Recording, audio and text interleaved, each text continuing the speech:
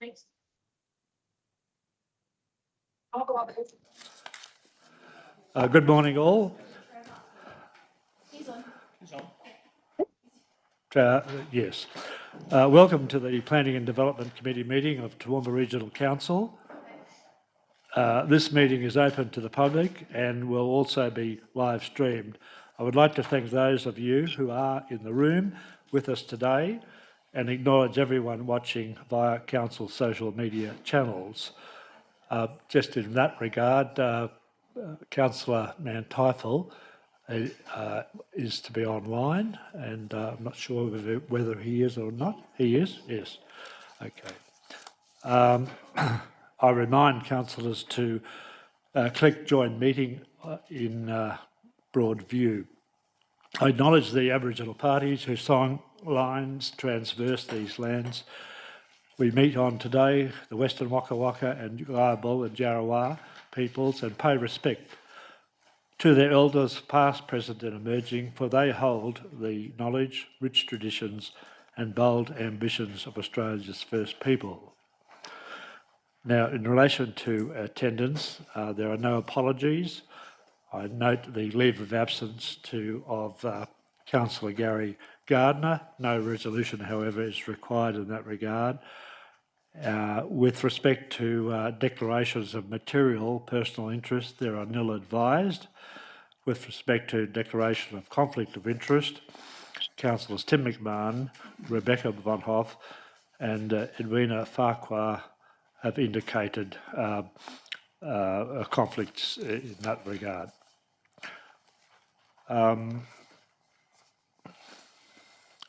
So I said in that regard, in regard to item number 4, it is. The first item on the agenda is... So, they would need to do their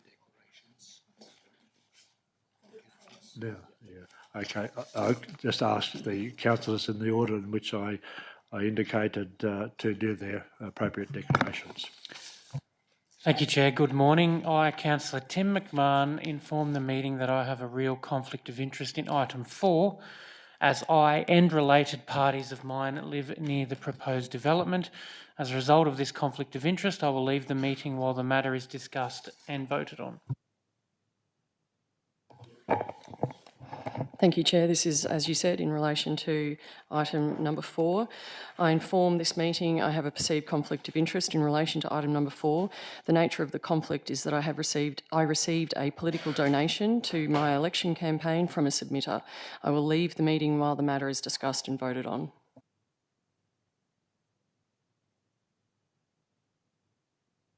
Thank you, Chair. In relation to the same matter, I wish to declare I have a personal conflict of interest. The nature is I have a close personal relationship with the applicants, and I will leave the meeting while the matter is discussed and voted on. Thank you. The first item on the agenda is the...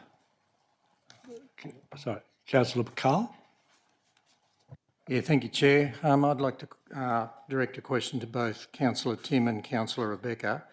Firstly, to Councillor Tim.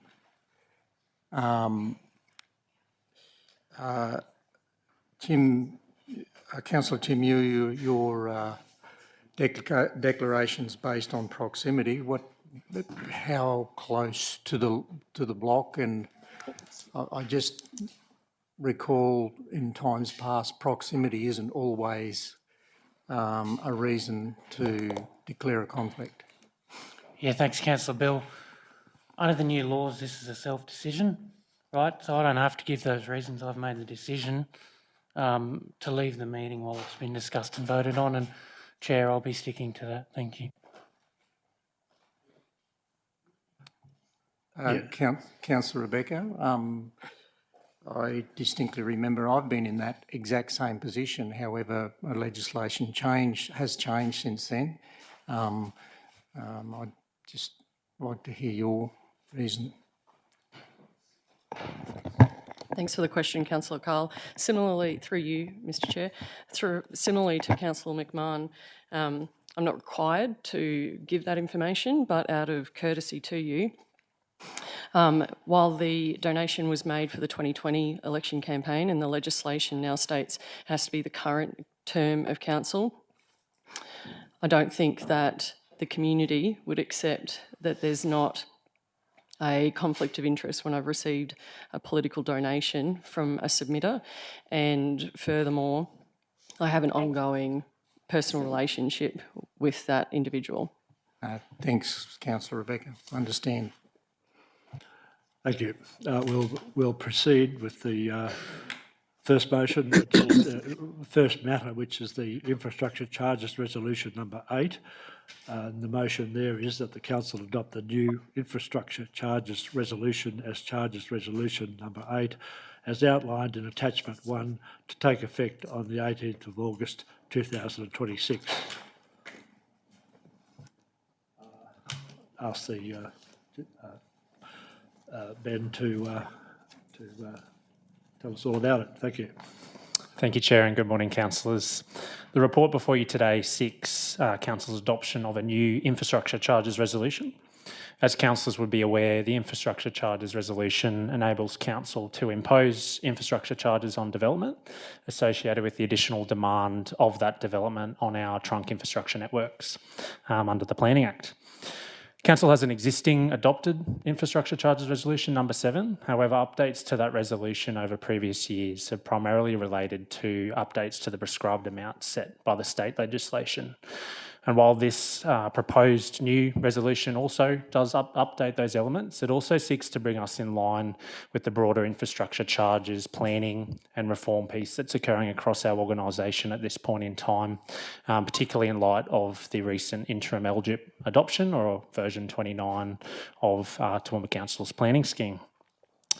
The substantive changes to the resolution, as I've mentioned, include updating the prescribed amounts in line with the state legislation, updating the conversion criteria and trunk infrastructure elements related to the LGIP, as well as our establishment cost provisions and definitions, removal of the existing charge areas within the charges resolution, and the application of charges to secondary dwellings, as well as ministerial infrastructure designations, or MIDs, as allowed under the state legislation. Importantly, elements of this resolution were socialised and circulated with our development industry partners during the preparation, excluding those policy positions that I've mentioned, to ensure that this critical document is practical, workable, and clearly understood by those that need to use this policy on a day-to-day basis. The feedback we received through that process was incredibly helpful, and also helped us improve the clarity, consistency and transparency within that document, which will assist both council and industry in the workability of this document moving forward. Overall, I would put to you that this is a significant reform piece that strengthens our legislative obligations, financial sustainability and transparency in the way growth obviously contributes to trunk infrastructure across our region. We commend the report to you for your consideration and welcome any questions through the Chair. Any questions? Yeah. Deputy Mayor? Thanks, Chair, through you. Thanks very much for the report. My question is about the MIDs. And so this was a change that came about as a result of a legal challenge with Logan City Council last year, in July last year. And I think that this is a really positive thing for local governments because of exactly, as you said, that cost shift element. So my question though is the ability for us to predate our application of this, if it's endorsed, to any MIDs. Is it from the day of endorsement, which would be, I suppose, next Tuesday, or can we grandfather it? Thank you, Councillor, for the question and through the Chair. The position that we've held as officers at this point in time is that we will do it from the date of adoption. And it's important to recognise the charging element here for council is at the building works stage. So we don't have a way, I guess, of issuing an infrastructure charges notice at the time of the MID being submitted to the state, nor at the time of the MID ultimately being designated by the Minister. Council has a referral process in that, but not obviously a decision-making or head of power through that process. So the change, as you mentioned, as a result of the court case with the Logan City Council essentially was to enable councils to charge at the building work stage for development such as this. So I guess the practical outworking of that is we would seek to levy infrastructure charges at the time council receives the building certification or certificate, the final certificate for those developments.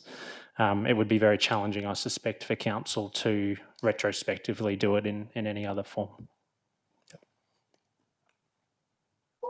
Any further questions? Councillor Tim? Chair, thanks. Good morning, team. Thanks for this. Congrats on the increase of infrastructure charges. That's pretty clearly laid out in the table. So if I talk about a standard 4-bedroom home, so the residential 3-bedroom or more, which is what the vast majority of our development is, 36.5 to 38 grand per block. I'm just wondering, perhaps through to the GM, this is great, but as far as what does it cost us per block greenfield within the PIA, have you got any data on that around how much it actually costs us per block? Thank you for the question, Councillor, and through the chair. You're right. Moving from $36,500 to $38,000 by and large doesn't cover council's cost in the provision of trunk infrastructure relating to greenfield blocks. We're doing some detailed analysis, and that's part of the broader infrastructure uplift that Ben and his team are leading through the organisation around planning, accounting, and then future focus trunk infrastructure servicing strategies through particularly our greenfield developments. So I'll defer to the LGAQ research in this space, which was undertaken statewide. About 40% of the actual cost of trunk infrastructure is recovered through the trunk charges, which in this case, should council be minded to support the recommendation, would be $38,000. So there is conceivably an additional $60,000 odd dollars of costs that's borne by the organisation to service the lots for trunk infrastructure through proposed development. The intent of the officers here is to charge the maximum adopted charge, the MAC, to lower the cost burden for provision of trunk infrastructure in greenfield communities on the general ratepayer. No, thanks. Thanks for the answer. So round figures a 60-40 split. I suppose infill, those numbers may be completely different and would be beneficial to this organisation. Absolutely, Councillor. Again, through the chair, it's one of the many reasons that town planners within local government get very excited about infill development. It costs a lot less from a servicing perspective for the organisation because the infrastructure is by and large in place, or the augmentations required to those trunk networks to facilitate future development are conceivably smaller because the networks are by and large established. So it is absolutely cheaper from a cost basis for council for infill development. And we have a number of incentive policies that support that proposition as well. Thank you. Chair, I'm happy to move if there's no further. Yeah, I just have a couple of questions of my own. Just following on from that last answer, could you explain the justification in charging extra for secondary dwellings, bearing in mind trunk infrastructure charges would have already been paid to supply, for example, water and sewage to the relevant block? Yeah, thank you, Chair, and through you to you, I guess. And appreciate you providing it on notice, Councillor Shine.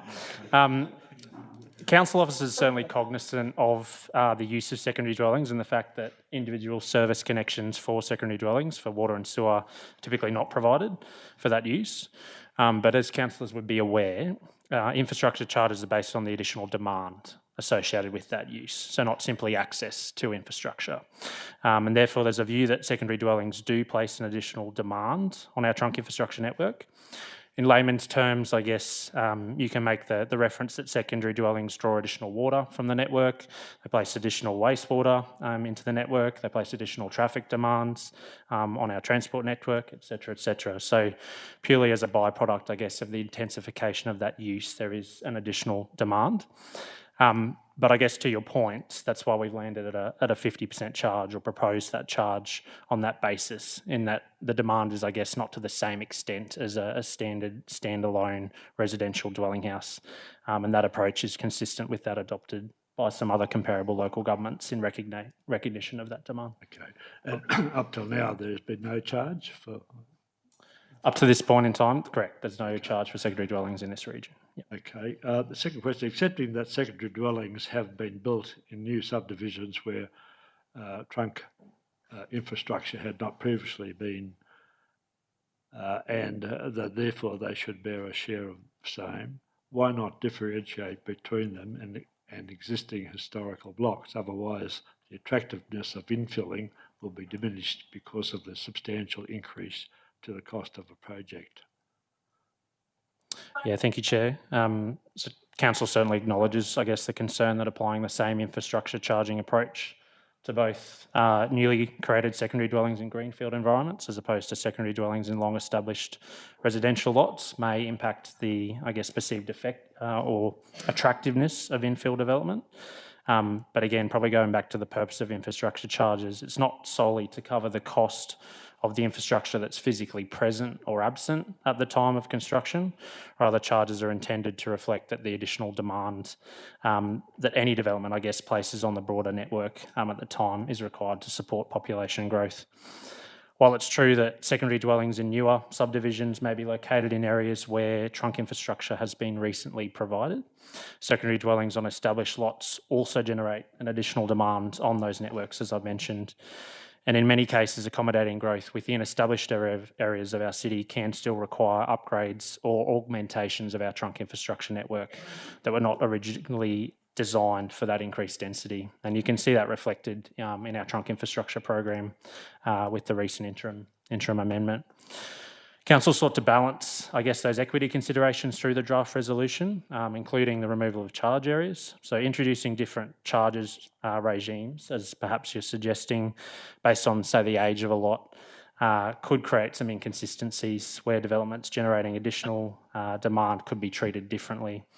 Potentially that adds complexity to the charging framework as well. Probably I'd close that in just noting Council really recognises the important role, as the General Manager has said, around infill, particularly given cost effectiveness and sustainable growth patterns. We do have our development incentive policies, particularly related to incentivising infill development in the region, and secondary dwellings that may meet the criteria in those policies could be receptive to an additional reduction to that 50% charge that we're proposing. No, thank you. Finally, it's noted that the fees as proposed will amount to a 3.7% increase. Council's rates charges were increased in our budget by 6.9% recently to account largely for the increased costs. Why not these infrastructure charges as well? Yeah, thank you, Chair. The short answer really here is that the prescribed amounts are set by the state government as the maximum adopted charge in Schedule 16 of that regulation. So I'd refer to attachment 3 of the report, which details those maximum amounts that we can charge, and noting that amendment came into effect on the 1st of July 2026. The 3.7% number is determined by the state government. Council cannot exceed that number, and it reflects the producer price index, or the PPI, which is a 3-year moving index that's published quarterly by the state. So I guess in short, we have no ability to exceed that amount. Yeah. No, thank you for that. No further question. Councillor Bill? Yeah, thank you, Chair, for reminding me about 50% infrastructure charges on infill. I raised some objections to this when we went through it, and I guess my question is, how can we as council justify we want walkable cities and infill, and then claim that it's the uptake of the infrastructure, the load is not commensurate with the benefits that we get from creating walkable cities and infill in established areas. So that's one question, because my understanding is as the network evolves, i.e. the pipe size, for sewer, water, all the 5 major infrastructure networks we have, it's based around the present physical city. And the big stress comes from greenfield establishment outside of that, i.e. we have to actually put other pipes in different routes, or we have to very expensively upgrade those pipe sizes to accommodate greenfield establishment, more so than brownfield. So how do we justify? I don't see the logic there. It doesn't stack up for me. If we genuinely want walkable cities, we should be doing all we can to promote second dwelling at a very low, in my view, and I'm not the technical person, a very low impact on current infrastructure. Second dwellings I'm talking, not multi-storey infill. Yeah. Thank you, Councillor. I'll take this one. Through the Chair, the intent of the officers through the charges resolution is to accommodate and account for additional demand placed on the network. We haven't sought to recommend or commend a position to council that deals with the nuances or preference of certain forms over other forms of development. Rather, that's something that we have historically dealt with within this organisation through incentive policies and acknowledging that that's a body of work that's underway at the moment as well in terms of the work that our economic development team are dealing with in there. So certainly from my perspective and the officer's perspective in that, the intent of this policy is to say these are extra demand factors placed on the network and here are the charges that we commend to council to account for that.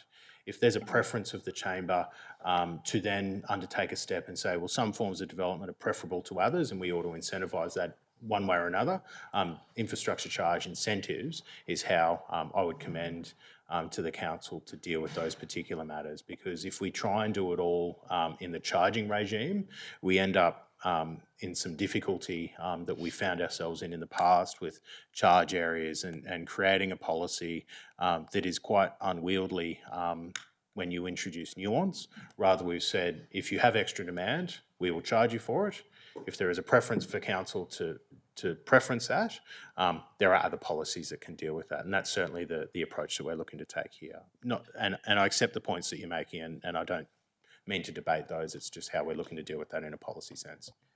So, through you, Chair, if I may, would we, when you say an incentive, my past experience with incentives is there is a bucket of money, there is a ceiling on that limit, and once it's gone, it's gone. Yep. So to me, that would not accommodate the potential.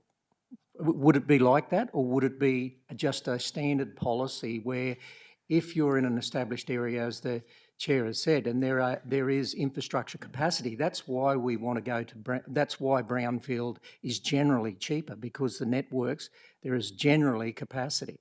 So would it be an infrastructure charges cap or a pool, or would it be just a standard policy that if you're in these areas within capacity, it would be incentivised? I appreciate what you're saying. I think it's entirely a matter for council to decide.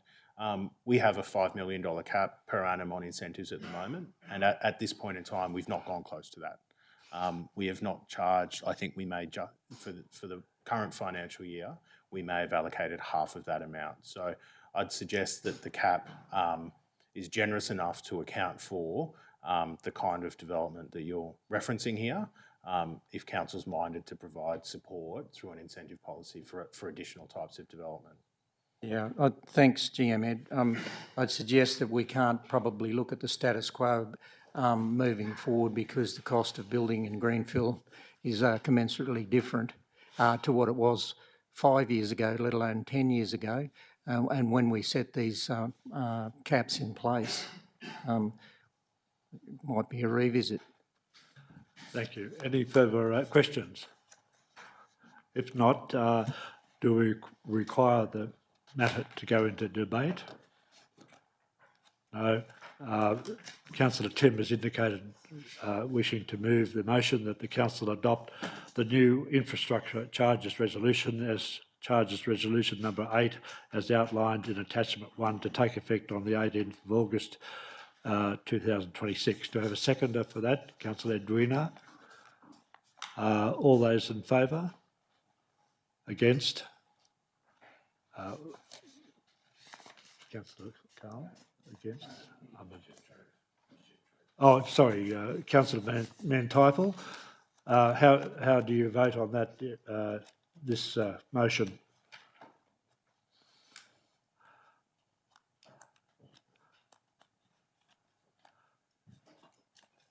In favour. In favour? Thank you.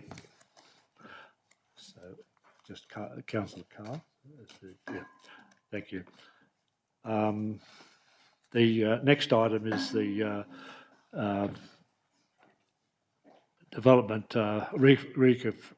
development permit reconfiguring of a lot, reconfigured 2 lots into 50 lots located 2A and 2B Rifle Range Road, Mount Lofty. Now, in relation to this matter, 3 councillors have indicated a conflict, and they have chosen to leave the meeting accordingly.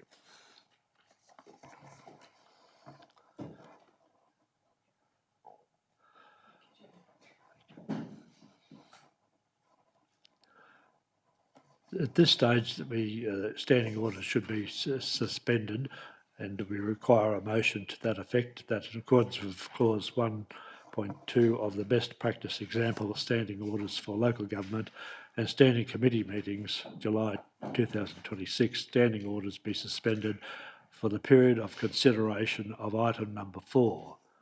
The Mayor moves that, seconded by Councillor O'Shea. All those in favour? In favour. Unanimously. The practice is that in relation to these matters that we allot 5 minutes for a submitter and 5 minutes for the proponent. In this case, we were advised that there will be 2 submitters. I've decided that we would allocate 5 minutes for each of those, but on the basis that the proponent also has the same amount of time, which is 10 minutes. I spoke earlier before the meeting to Mr. and Mrs. Collins, and the other couple who indicated they would speak were Mr. and Mrs. Finlay. Are they present at the moment? Yes, they are? Okay. Righto. So I think Mrs. Collins is to go first. Sorry?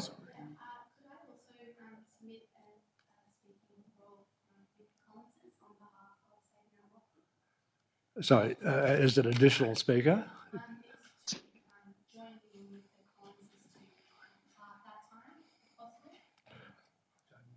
Well, sorry. 2.5 minutes each? Yeah, that's fine. Thank you. So, sorry. We have to table the report first. Joe will table the report. So, the report of the officers needs to be tabled first, so I'll ask you to...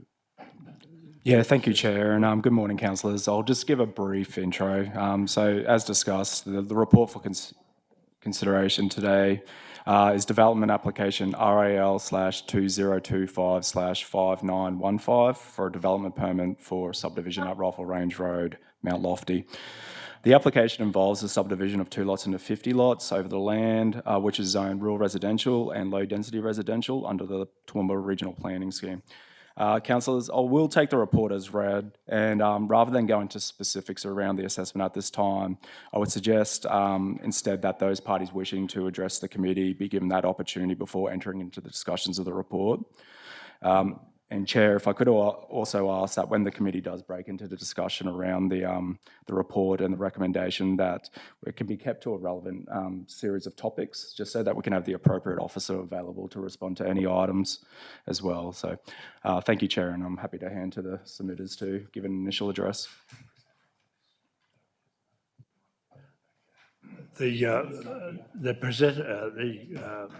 presentation should be delivered from up here at the lectern there, where we have a microphone.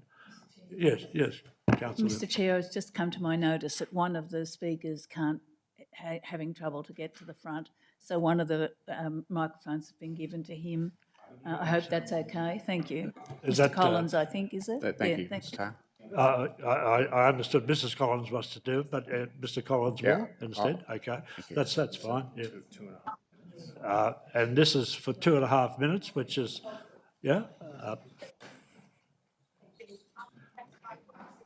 Sorry, just before we start, we'll get a timer on the screen. Okay. Is that hard to get? Is it a good timer?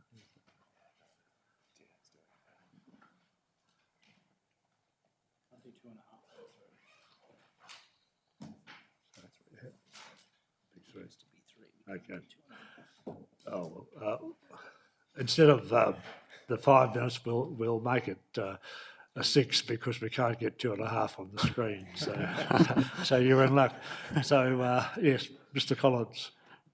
Thank you, Mr. Chair, and thank you for the opportunity to address the committee today.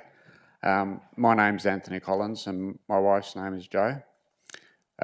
We've been residents of Windermere Terrace for 25 years. Because of the time constraints placed upon us, we can't express fully the reasons for our objections to the proposed application. However, we've emailed to each councillor a copy of those submissions and also made available hard copy of those reasons for you today. Our main issues, or the issues we wish to address, are the traffic generated by the subdivision and the ecological problems that will be associated with the subdivision. With respect to the traffic, there is no traffic impact assessment report, and the traffic generated by the subdivision will have a serious impact on Windermere Terrace and the surrounding roads in the Mount Lofty network. And our reasons for that are in the subdivision. In the submission. Our issues with regard to the ecological assessment provided by the applicant. The ecological assessment report is out of date by 3 years and is not accurate. There is an inconsistency in the 4 ecological reports that have been lodged regarding the number of trees that remain, the number to be removed, and the environment and the number of environmentally significant trees and their locations on the site. The assessment report is based on Council's significant environmental overlay, which dates back to 2012-2018 and is not current with respect to the subdivision. The ecological assessment report is based on the observations of the applicant's consultants, which occurred over 2 and 3 years ago, and a desktop assessment. The consultant's assessment does not reflect the current position with respect to the flora and fauna as observed by the residents who live in the vicinity of the site. The damage caused to the site by the development will result in the loss of habitat for fauna on the site because of the removal of so many trees and undergrowth currently existing on the site. The development will cause loss of native animal life because of the destruction of old trees and the threats such as cars and domestic animals. Jeez.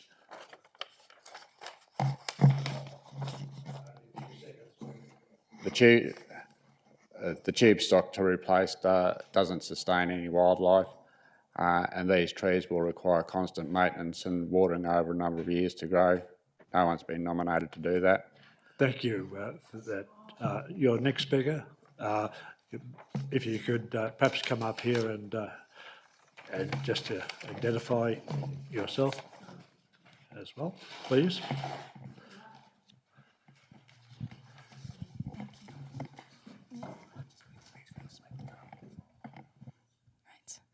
Good morning, councillors. Mayor, my name is Jill Maybush and I am here representing the Mount Lofty, Save Mount Lofty. So council have had 208 submissions opposing this proposed development.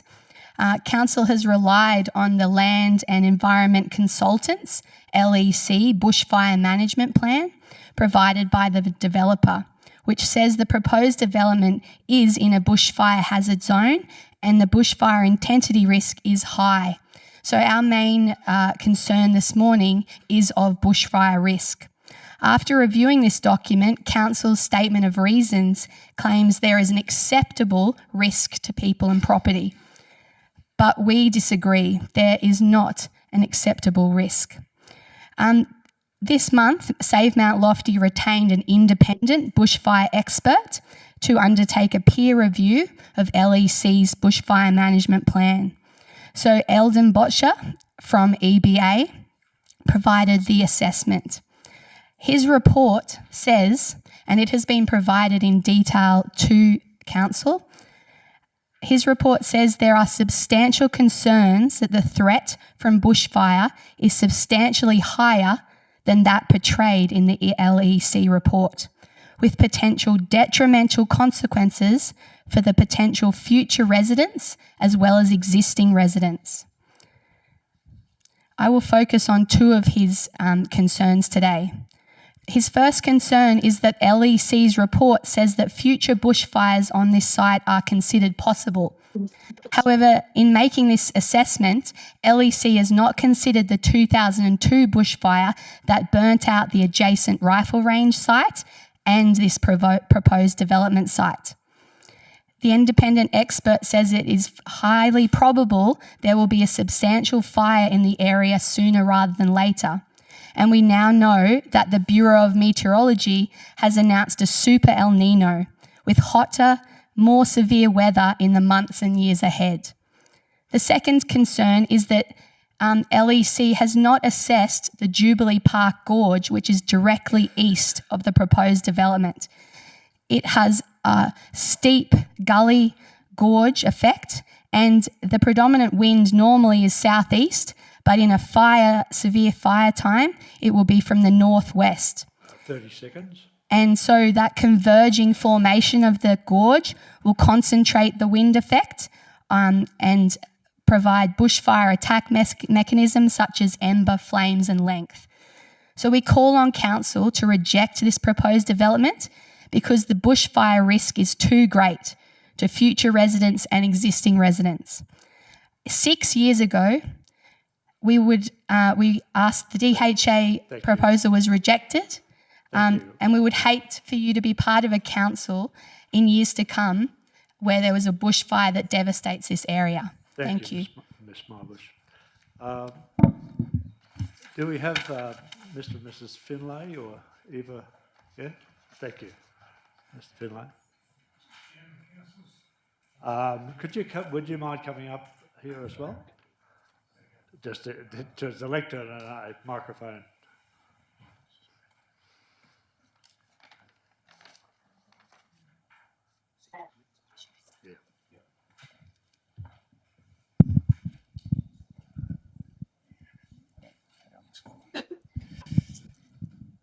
My wife and I have made an application against this particular development.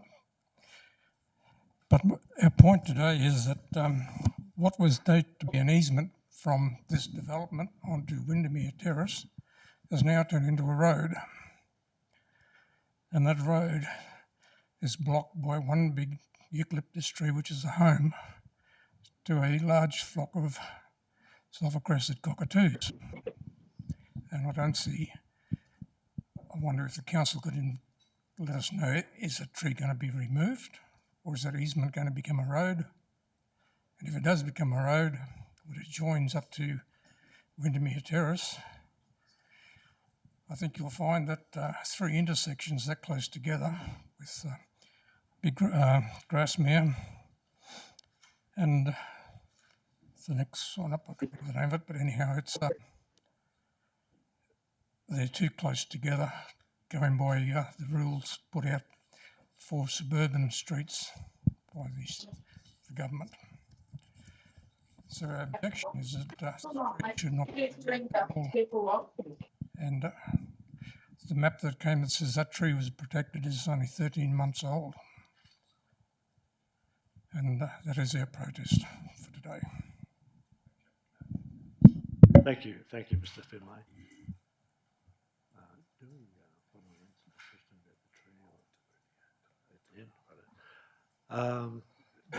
Ask the representative of the proponent, James Juhas, to make a presentation. You have 12 minutes.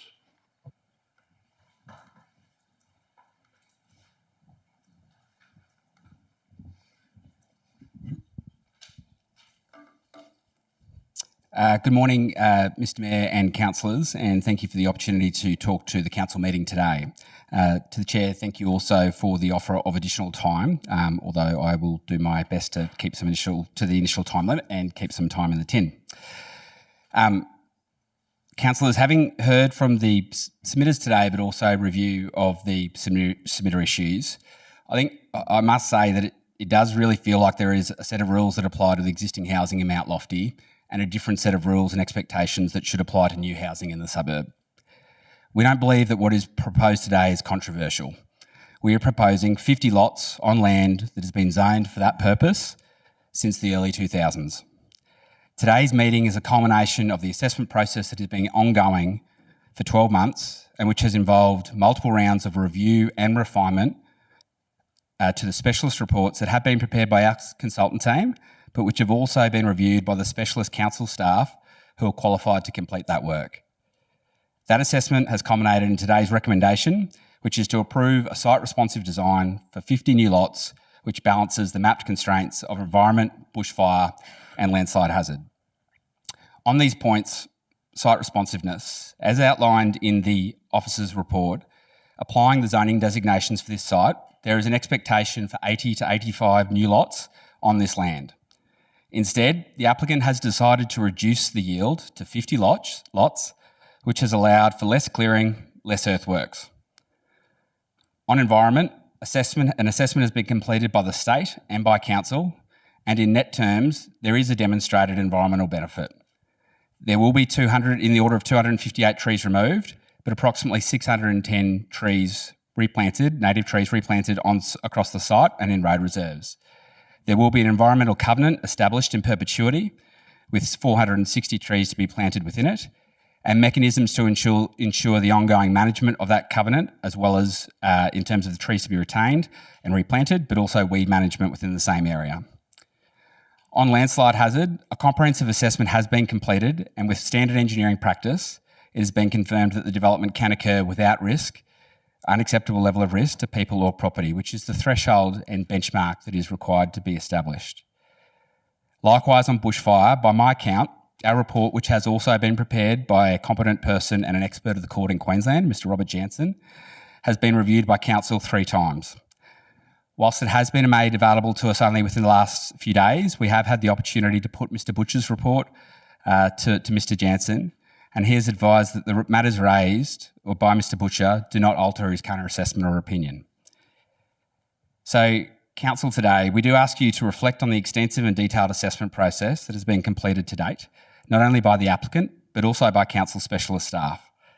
We also ask that you consider the intent of the planning scheme, which for nearly 20 years has sought to see new homes delivered on this land to complement the existing homes that already surround it.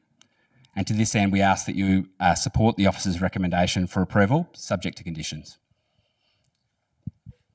Thank you.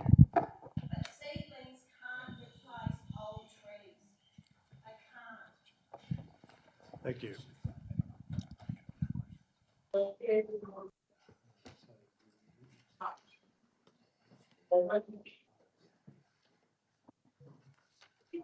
Item is to reinstate standing orders. So, Christian. Chair, that's why we remove standing orders, just to remind you, so that we can ask questions and even make comments and express concerns. That's why we remove standing orders, don't we? Yeah. Fair enough. Yeah. May I ask a couple of questions and express some concerns then? By all means, yes. Okay.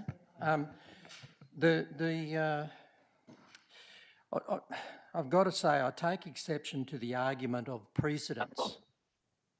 When is enough risk enough risk? by the proponent's representative, you know, one set of rules applies to existing and another set to new. History convicts us by arguing precedents, and then we find out that there is a real risk and we're in trouble. And namely, I'm referring to the bushfire risk. I have a question around the subdivision site and the subdivision layout for a start. If we could go to page 3 of the report, on board books, that is.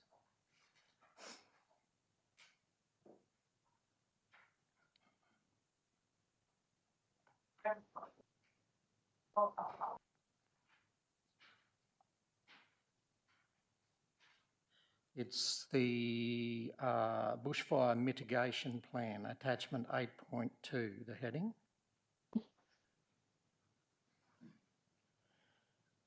Next one down. That's the one, thank you. I note with interest the blue dotted line, the radiant heat flux contour.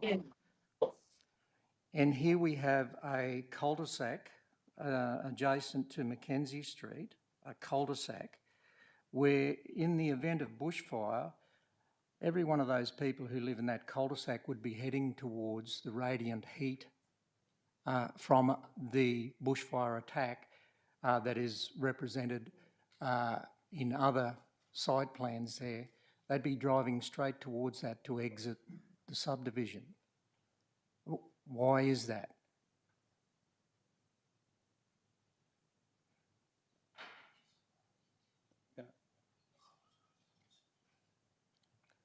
Chair, just to go back to my previous request as well, if we can keep it to specific topics, so if we can focus around bushfire at this time, that would be great. Yeah, can I take Councillor Carl's question? I'm not a bushfire expert, but I've now been in this organisation and have sat in a number of the disaster management committee meetings. If the event of a fire was there, that area would be evacuated, Councillor Carl, and those residents wouldn't be driving into the heat flux area because the emergency services crew would have taken the appropriate actions to evacuate those residents. So once again, I'm not a bushfire expert, but common sense would prevail, and our emergency services crew would be on site and making the appropriate decisions. So neither am I, CEO Sal, and that's why I'm asking the question. And I don't think that we have the pleasure or luxury of removing people before an emergency all the time either.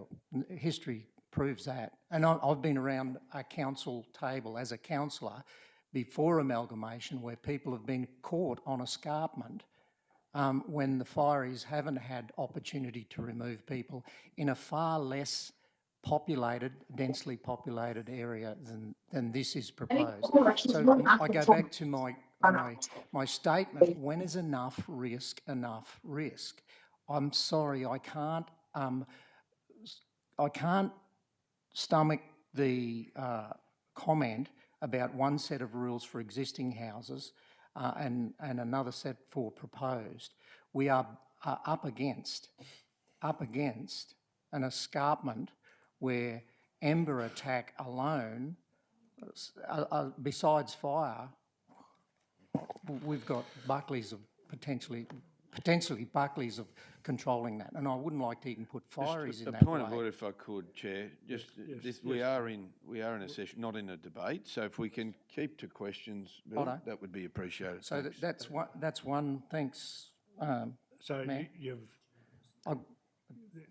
What is the question? So the other question I have is the LEC and Eldon reports. Were they on-site or desktop? I might just talk to the concept of risk because... No, that's not... I've got shut down on that one. I thought you had a question on risk, sorry, but I'm happy to move on. Yeah, well, so both bushfire reports, well, certainly the LEC. I can't talk to the Eldon Botcher report. I wasn't involved in that. The LEC report involved on-site assessment. I can't talk to the Eldon Botcher report that was provided at the last minute. Okay. Officers have undertaken an assessment of the findings. or some of the statements perhaps within that Eldon Botcher report, and from our independent assessment, and again, these are technical officers that have skills in this and impartial to the outcome. They assess against the standards, the Australian standard, the Queensland Bushfire Plan prepared by the Queensland Government and QFES, the National Construction Code, and the State Planning Policy, which dictates how councils deal with risk. They have determined that the points of contention between the submitter report and the submitted report, independently assessed by the officers, amount to differences of technical opinion. The Ember attack stretches within 800 metres, so it's not something. It is something that is dealt with every single day within Toowoomba. And it's not something that's determinative or certainly changes our findings or recommendation as it stands to council. There are a number of other elements. The gorge steepness is immaterial to the fire risk on the site because of the distance that the gorge is from the site from a technical assessment perspective in accordance with the Australian standards. And I'll remind council that we're bound to assess against the standards. We do that every day.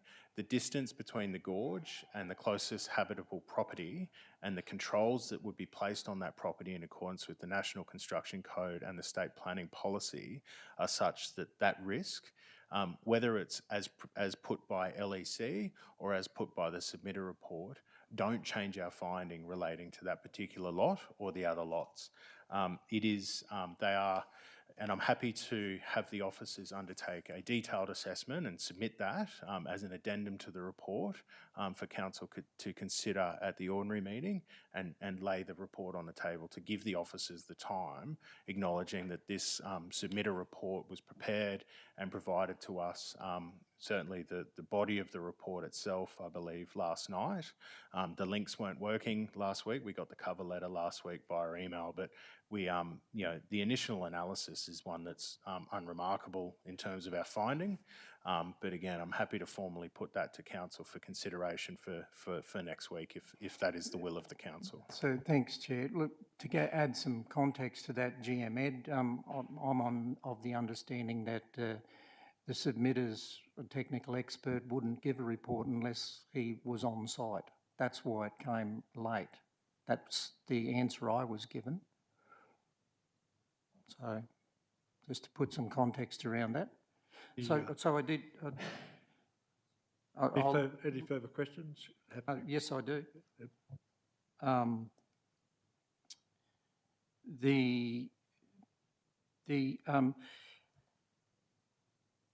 Ed, you talk about, GM Ed, you talk about 800 metres as a sufficient per Australian standard buffer for Ember attack.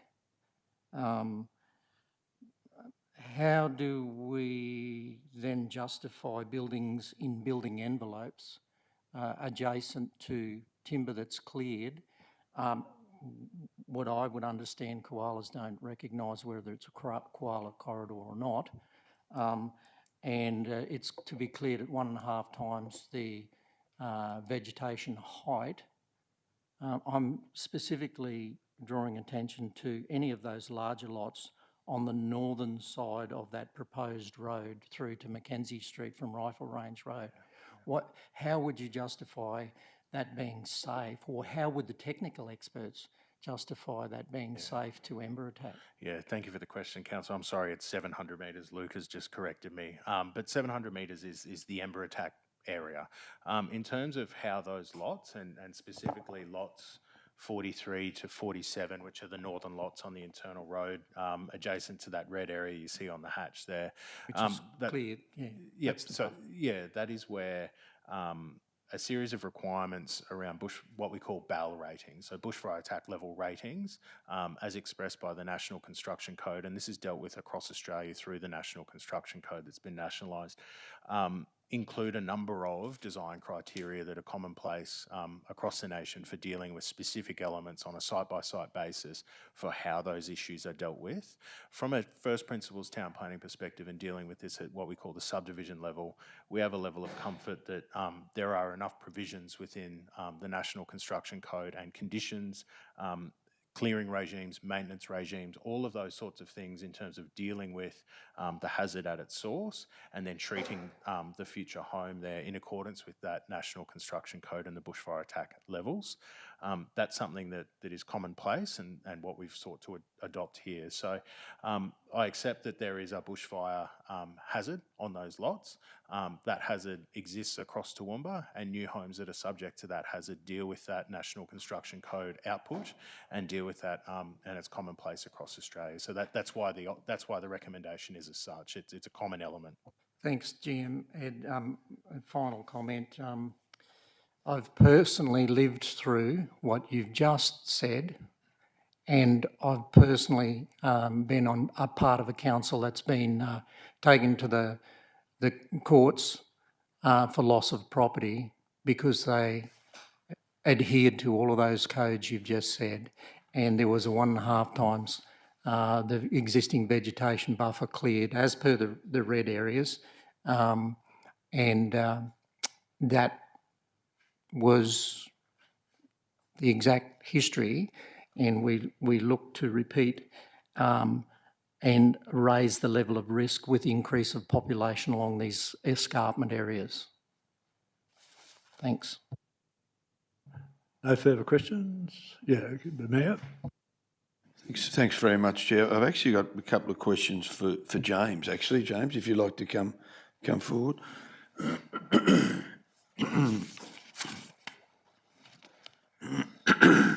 Pardon me.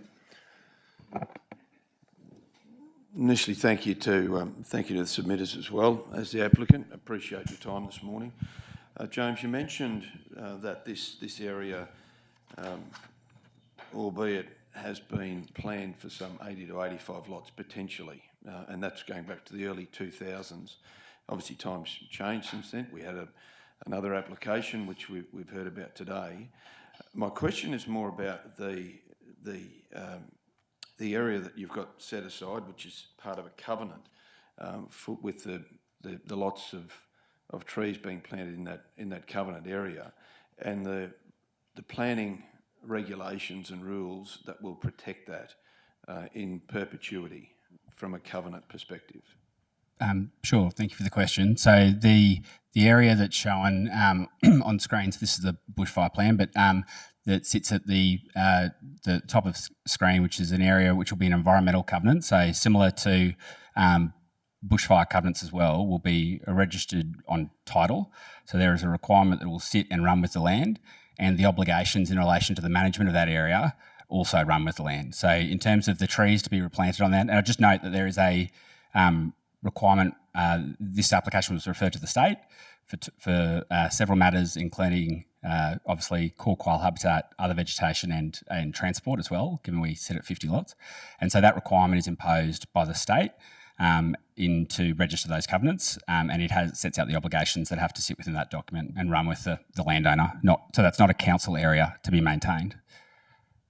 Good, thank you. The second question is regard to Mr. Finlay's comment regarding a tree, removal of tree or proposed, or a question whether it would be removed as an easement to be turned into a road connecting to Windermere, a tree that's got the... So I assume that Mr. Finlayson is talking about the road connection that will come south or through just on screen there's the terracotta roof there through here.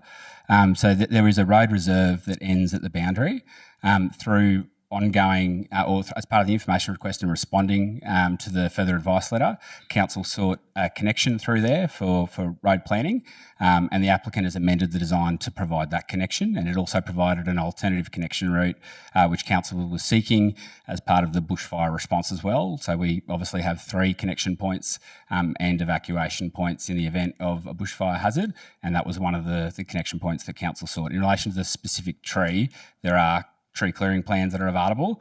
I'd have to be able just to go to that document to find there's obviously a number of trees across the site, to go to that document to be identify the specific one Mr. Finlayson's talking to. 13 months ago on this plan, Sorry, Mr. Finlay. Sorry, Mr. Finlay. I'm happy to ask Mr. Finlay a question once we've finished here. The Mayor has indicated he will ask you a question to give you that opportunity to respond shortly.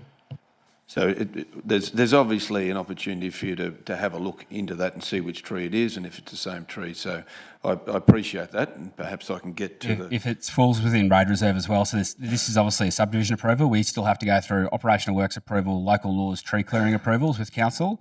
So there are a couple of extra hold points beyond this where detailed design is considered, and if there's the opportunity to retain the tree plus also provide the connection that's been sought, then that's something that can be examined in that time. Just my final question for you, and then I'll ask Mr. Finlay the same question.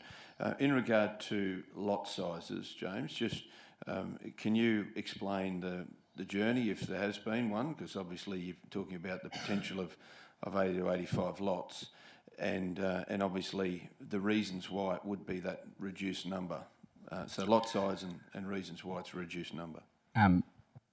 So as part of this process, and before I need to go back and just the pre-lodgement was some time ago. But when we went through an initial design exercise with the engineering team, environmental consultants prior to it being lodged with council, on the basis of what the planning scheme provisions talk to around 80 to 85, which saw obviously a lot smaller lots, and that the flow-on effect of that was additional earthworks and a higher degree of tree clearing required off the site to be able to achieve the yield that the planning scheme calls for on face value. The planning scheme obviously then says there are other constraints in relation to environment, bushfire, landslide hazard that have to be considered. So we went through that process and said at that yield, the impacts that are being created are unacceptable. The urban design outcome that's been created is unacceptable. We end up with retaining and higher fences, etc., as a sort of tangible outcome of that process. So the applicant sought to reduce the number of lots that were being proposed back to, we've ended up at 50. There's been some oscillation in the high 40s, but we've ended up at 50. And that has meant that there's a reduced extent of earthworks and retaining and a higher degree of tree clearing that was possible. And one of the driving factors of that also was through our environmental consultant, who was seeking to provide higher tree retention on site and also the ability to offset plant on site. So the impacts, or the offsetting of that is localised rather than on a third-party site. That's all questions I've got for James. Unless other councillors have a question for James, I've got a question for Mr. Finlay. There are other councillors wanting to ask questions, presumably of James. I'm not too sure. Is that right? Any other questions for James? No. If not, okay. Can I ask one? Oh, hang on, James. Trevor's online. Sorry, Trevor. Thank you, Chair. Just in regard to the two reports, you got the one from LEC, which is obviously through James, and then you got the other one from the submitters.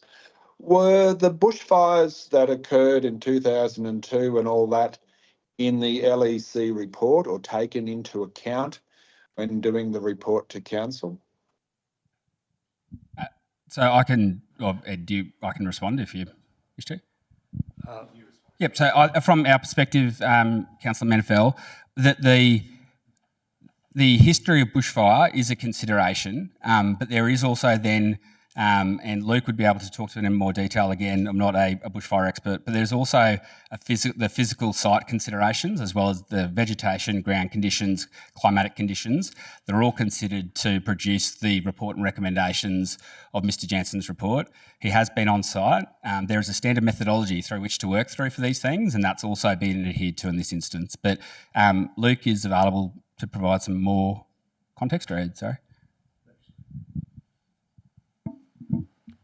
Thank you, through you, Chair. Councillor, the 5% AEP annual exceedance probability, which is used to calculate the forest fire danger index, standard on every single bushfire report that we receive. They take, if it's available, up to 100 years of climate data and take the top 5% of temperature, wind speed, humidity. That is then applied to the calculation of the radiant heat in accordance with also slope calculations and the fuel loads based on the vegetation that's present. So that's outlined in AS Australian Standard 3959. It's also part of the Bushfire Resilient Communities Technical Guideline, which the LEC report was referring to. Council's position is that the calculation of the AEP 5% at FFD 64 is adequate for this area. It's taking into account that this is not average conditions. It's not your winter with lower winds. It's the top 5%. So in the extreme situation where it's a 40-degree day, for example, with 60 kilometre an hour average wind speed and very, very low humidity, that's the starting point of the assessment. Councillor Trevor, any further questions?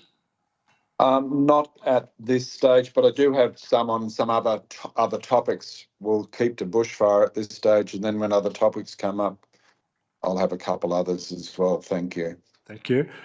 We'll go to other councillors' questions. Yeah, Councillor Taylor. Thank you, Chair, and through you. I don't know if this is a question for James or for the officers, so I just thought while James was here, I'd take the opportunity in case it's one for you. The proposed subdivision is located, as we know, on very steep escarpment terrain with slopes that I believe are 15 to 20%, if I remember correctly. So with that in mind, can either James or officers comment on the risks, if there are any, of landslip, erosion or drainage, and are there any unintended consequences of faster runoff due to the increased urbanisation of the gradient? Thanks. Thank you for the question. I can take that one. So that was an issue that was raised by council staff on a couple of occasions, and ultimately that concluded in us, or the applicant rather, preparing a detailed geotechnical study, one that we would typically do during the next phase, the engineering phase, operational works phase. So that involved sampling of drilling on site to actually understand local ground conditions and lab assessment of those results, and then review by a geotechnical engineer to determine whether or not mitigation measures need to be applied to the future development to ensure or reduce the risk for potential slope hazard. The key recommendation of that was that just with standard engineering practice, that this development could occur without there being, with the risk being tolerable within the expectations for standard development. So in terms of runoff, I guess that goes to one of the things that we've looked at that through.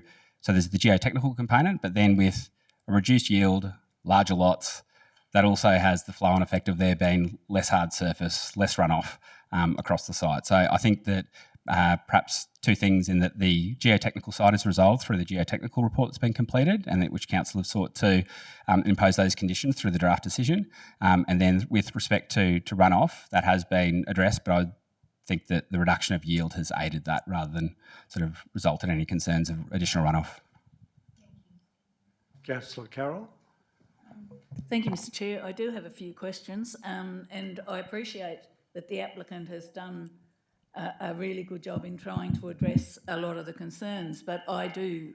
And Councillor Carl and I were two of the councillors that were sitting around this table when this planning scheme came into being, and we would never have envisaged the devastation that fires have been causing with the drier change in climate and certainly with El Nino.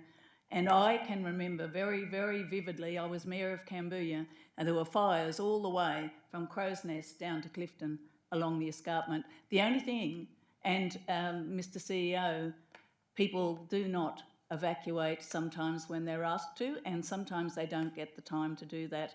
And the northeasterly wind was howling along there, and the only thing that changed anything was that the fact that the wind changed. Otherwise, we'd have been in an enormous amount of trouble. I have a few questions. Why have we not got a report on the escarpment runoff, the erosion of the escarpment runoff? Why did we not ask for a report on that? And why is there no traffic report, which I think is critical in the face of the fact that there is the possibility of fire here? Councillor Carl makes a really good point about there being a cul-de-sac there, and we all know how people react, and I certainly know because down Haldon and around Budgie, the opposite way down to Heifer Creek Road was actually jammed with people, all sorts of people. So there is panic that sets in if there should be. Let's hope there isn't. I think the fact that we talk about existing lots and housing is not what we're making a decision about today, and now council is available is able to make decisions on fire risk and flood risk, which we weren't able to do in the past.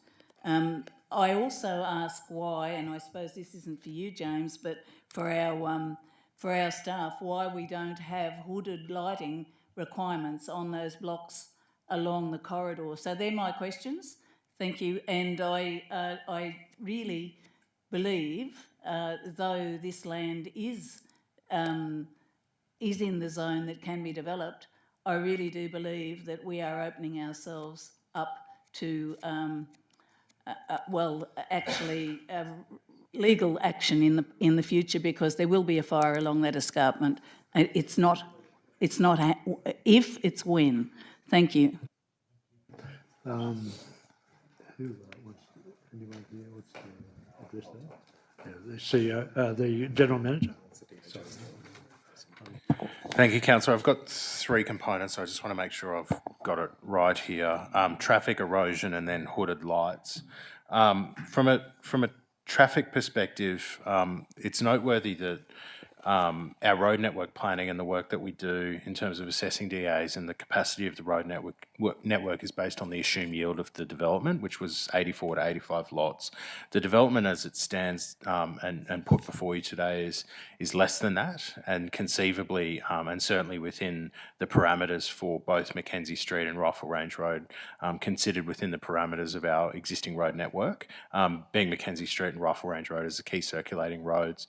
They are higher order or roads that are able to deal with the traffic, noting the distributed network that exists. The connection through to Windermere Terrace is conceptually minor, and from a preference and demand management perspective on that, Windermere Terrace would not be a preferred exit route because of the existing nature of the carriageway within that. Both the pavement treatment and the traffic calming devices would serve to divert traffic onto Mackenzie Street, which is obviously a higher order road, and Rifle Range Road as well. So from an engineering perspective, the office has found through our own engineers and the detailed work that goes on with our referral partners across the organisation that it was not a matter that was significant or carried the day, certainly in terms of our assessment. We did look at it, and we absolutely looked at it and found it to be in accordance with our existing standards. So that's why we proceeded on that basis.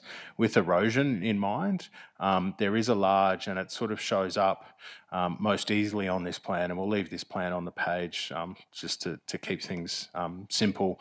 Along that green dashed line that you see on the plan, and running from Rifle Range Road along that dash line and then down is a drainage corridor that's a naturalised swale that will serve to, in combination with the larger lot sizes and the comparably lower impervious area that allows for the infiltration and other stormwater management processes to capture that runoff where it discharges from the site. And there are a number of requirements within the approval that deal with the discharge point, as well as works and further approvals, should council be minded to approve this, to undertake the detailed analysis for the discharge point and how that works. So at this level, the officers are very satisfied that the assessment has revealed that the stormwater discharge regime is one that doesn't worsen, and that is the requirement. That is a non-worsening requirement through the slowing of stormwater, the infiltration of stormwater, and the naturalised swale, which is the best way to deal with stormwater runoff, to use a natural or a nature-based solution at the discharge. I just,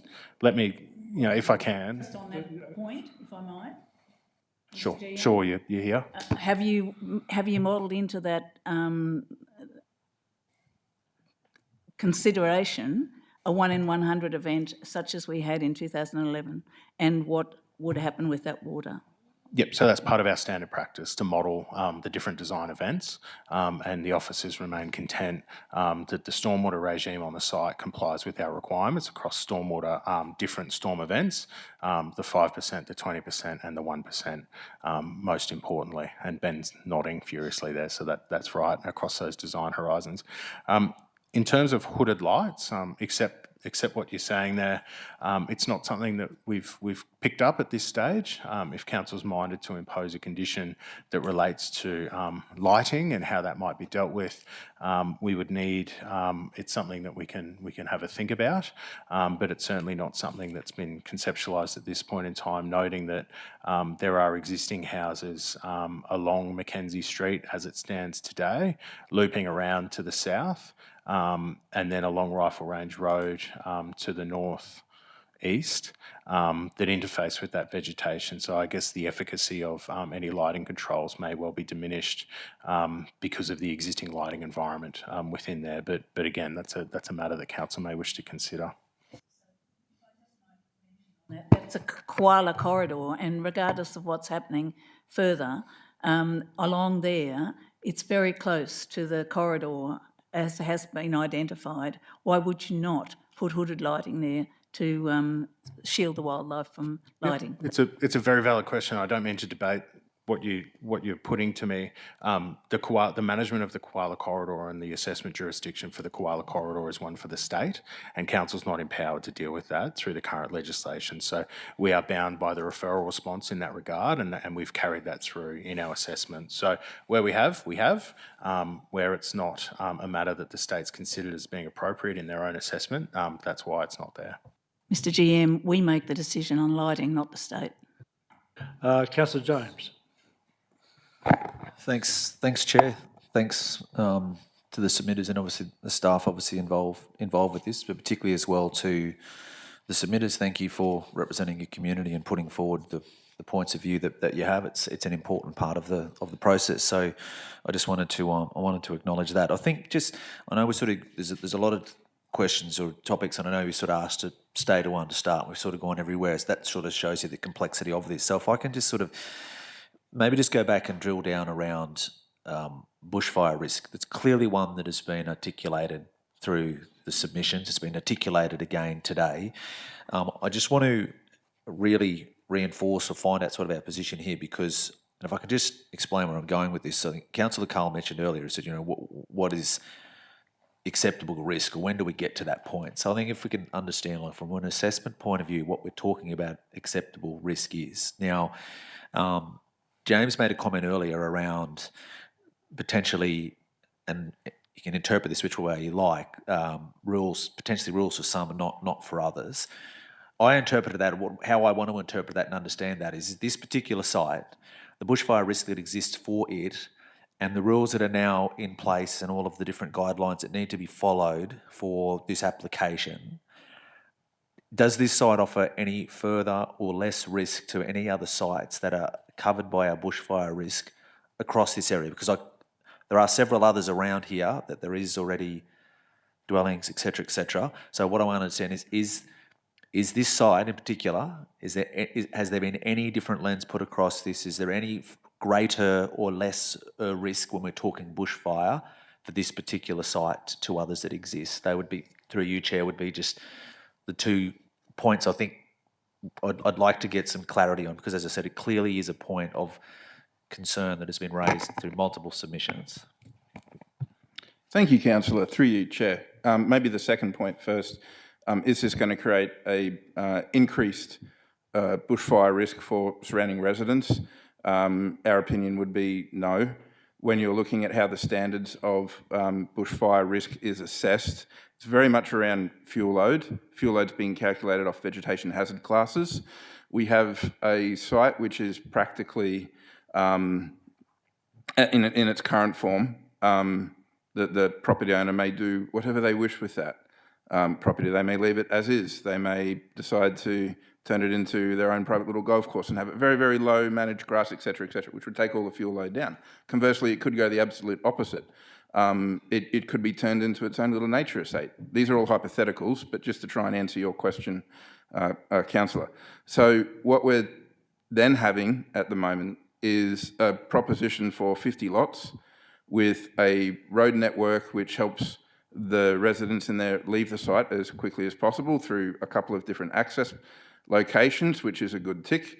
Every single one of those lots has been assessed for bushfire risk for existing fuel loads, and then when we have areas for vegetation protected under covenant, which will undergo weed removal, and then subsequent replanting, 250 trees per hectare, commensurate with the regional ecosystem type. That's what was presented within the LEC report. That's the factors that we look at when we're reviewing that report. The Bushfire Resilient Community, the Queensland Standard, QFES document, and the Australian Standard doesn't take into account houses as additional fuel load. Otherwise, every single time someone did an infill, or let's say that lot was split into two and one additional house is there, calculating fuel load of existing structures. That's not part of the assessment. That's not something that we have consideration for. We'll look to make sure that the bushfire assessment report, and I'm now going to sort of lean a little bit into question one, that the bushfire assessment report was done against the appropriate standard, AS 3959, that it used the correct fuel loads, that it looks at things like the correct FFD that we talked about before, the 5% AEP, which takes into account those extreme climate scenarios. The slope on the site, and then the consideration that I just mentioned about, is there going to be additional fuel load included in the present? So that area on site, which is the Lot 49 Covenant Veg Protection area, it has to go under weed removal. There was a comment about privet and some lantana being on site. All of that has to be removed from that area. So if we just did that and it was never revegetated, we would be assessing against a very much lower density of trees and a lower fuel load threat, following that our conditions are fulfilled, that the weeds are removed. But then they're adding trees into it. So we're going back and we're assessing against a final landform type, which is that being rehabilitated to a vegetation community commensurate with, I think it was Regional Ecosystem 1246, which is your VHC 9.2, fuel load of 17.2 tonnes per hectare. Sorry for rattling off numbers, but these are the things which we take into consideration when we're reviewing these reports. We check the slopes. And there's different slopes on these sites as well, because there's some slopes under the houses, there's some different slopes under the vegetation that's to be retained, and then you get to the gorge at the bottom. And the GM addressed a point earlier on about where that gorge comes into play for it. And will the radiant heat, and this is the core of the issue, is radiant heat from the fire going to cause an issue for new structures that are going to be built on this particular site? They're going to be built to the current National Construction Code standard, probably a higher standard than most other houses will have been built in this particular area. So when it comes down to a risk perspective, there is a risk. That's why we've actually had an assessment. That's why there's triggers on there. What does that risk show? It shows that with the combination of a road network and water supply, that the radiant heat calculations are done correctly. The National Construction Code assigns a building standard to which these new houses have to be built. We have to accept that the risk is acceptable. Can I just to follow on that, I suppose, thanks Luke, I understand the point you're making. I suppose with my initial point, what I wanted to sort of understand is, as I mentioned, James mentioned earlier that, not to paraphrase, but in his words, that there seems to be standards for one and not the other. What I want to understand, this particular site, as it sits right there now, is it any more or less a bushfire risk to anything else that we have across our escarpment? Is this, I want to understand, is this, because this is a big part of the issue, is this site different, more at risk to other areas that we have our bushfire overlay and whatever else in place for? In simple terms, no. And the reason for that is that through the controls that are required should the development be approved, those risks are mitigated through road layout, through evacuation routes, through building design controls, or they're either removed because of the removal of privet and lantana and bushfire load within the rehab area and other tree clearing associated with the project.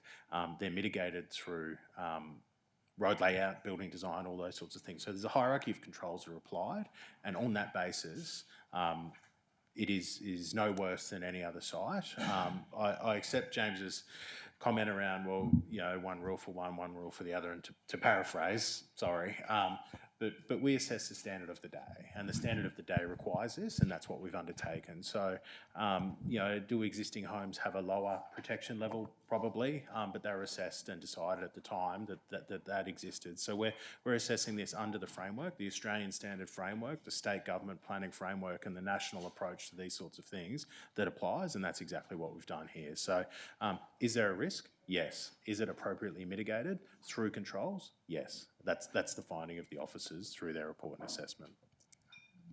Councillor Carl. Could I just potentially just clarify that for Councillor O'Shea? I think it's my comment. I should clarify that. My point being made is more that we're putting houses next to houses. There is no issue with the assessment of the day being held to the standards of the day. That is appropriate. That is how the planning scheme works and how the standards advance over time. I guess simply the point was being is that the issues of bushfire, landslide, hazard environment equally apply to all of those houses on screen, the ones that are there now and the ones that aren't yet. And they were held to the standard of the day, and obviously at the time it was determined that they should be approved. That was simply the point, that housing next to housing. No. Councillor Carl? Yeah, thanks, Chair. I've got a couple of questions to James, if I may. And I just, on a side note, I happened to be mooching around up there yesterday, and basis for my questions, obviously, this morning, along with the reports. As a side note, just before I ask you a couple of questions, James, that tree is smack bang in the middle of that easement/road, so I can't see it surviving. So, James, is there the opportunity, if this must go ahead, is there the opportunity for the developer that you represent to actually not put houses in building envelopes amongst established timber to the northern side of the road? I can't read them from here, 43 to 47 and 48 to, I can't read the lot.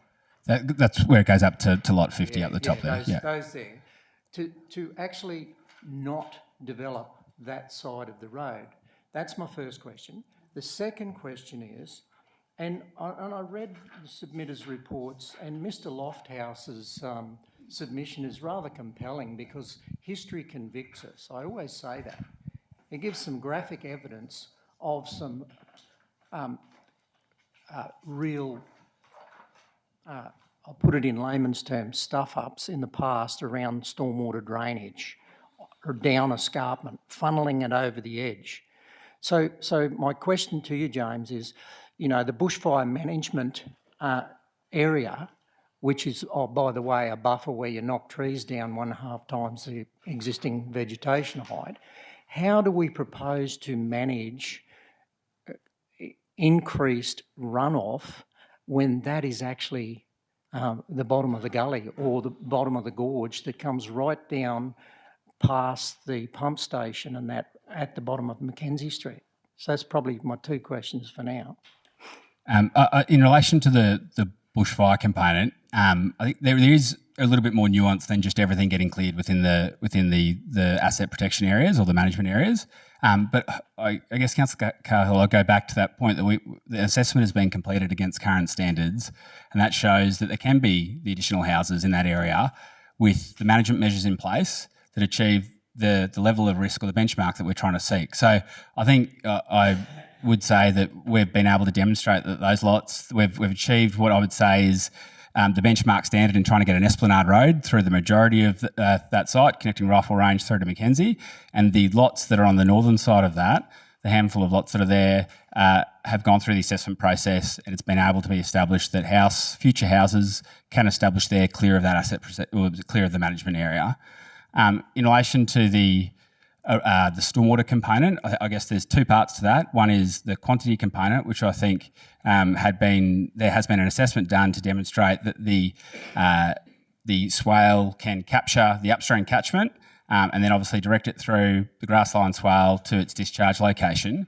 In relation to quality, there was an assessment done in terms of the pros and cons of having a basin on site as well. And what was resolved through that is that if we went and looked at a bioretention basin or the like, we actually would end up needing to put additional earthworks and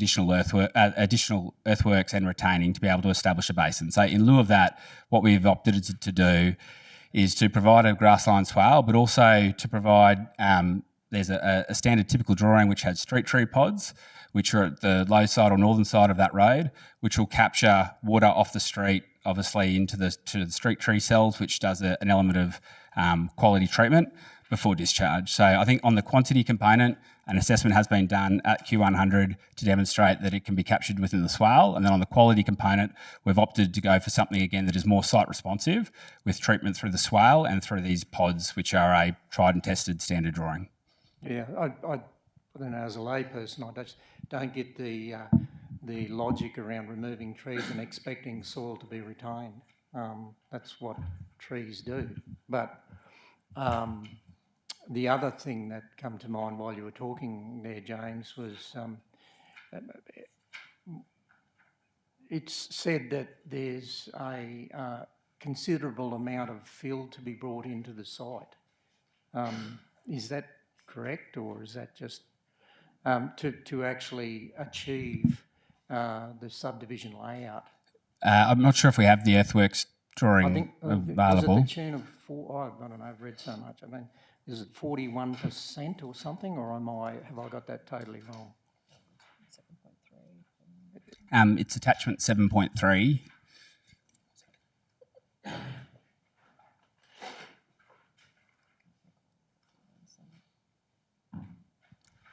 So in the right-hand side there is these earthworks quantities. So I guess this goes back to the design exercise that was done at the start of it before we engaged with Council on this, Councillor Cahill, around trying to look at what is a better earthworks outcome for the site. So you can see on right of screen it talks to cut fill quantities, which might be hard to pick up there, but it's around the 13,000 fill required. So there is some areas of fill that are required to be able to establish the road connection through to Rifle Range Road. But the idea that we've been able to really pull back on any inter-allotment retaining in terms of retaining walls in between property boundaries and limit primarily to the earthworks required to establish the road network. No, thanks. Thanks, James. So is there... Oh, sorry, just James. I'm not sure whether as in, is there fill required? Yeah, fill. The amount of fill required generally for the site. Is there fill required to be brought in? Yep. So on the right of screen, so it's just going. There's the 16,000 figure of cut.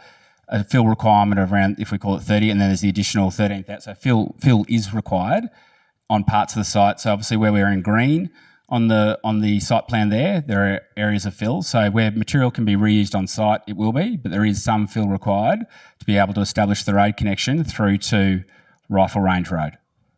But the exercise has been done to try and limit the extent of fill, and obviously it's been removed, for example, from covenant areas where trees are to be retained because there can't be earthworks. Those two things don't go together.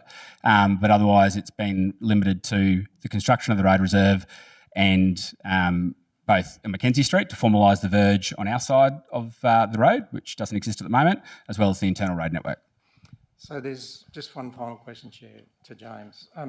So my first question to you, James, was would the applicant be amenable to not developing those blocks on the northern side of the proposed road from Rifle Range Road across to Mackenzie Street, rather than having it in building envelopes in amongst vegetation? I hear the technical jargon about managing risk. Well, there are other states that have tried to manage risk on grand scale and it's failed too. So would the applicant be amenable to that, do you think? Councillor, I think the proposal we've provided is at 50 lots, and this is something that I guess in their view, they've also started at a yield that had much higher. So I think if we But we're asking them just to further reduce it without giving consideration to the fact that they already have done that. They have produced something that's site responsive in their mind, and we're now at a point where there's 50 lots before council, and that's obviously been over a 12-month process. We've been able to work through to a point where it's got a recommendation for approval. Okay.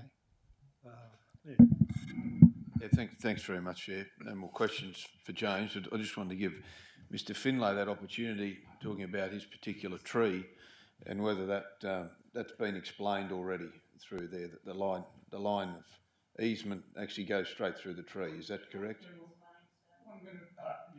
You need a microphone, Mr. Finlay. It won't go through the system otherwise.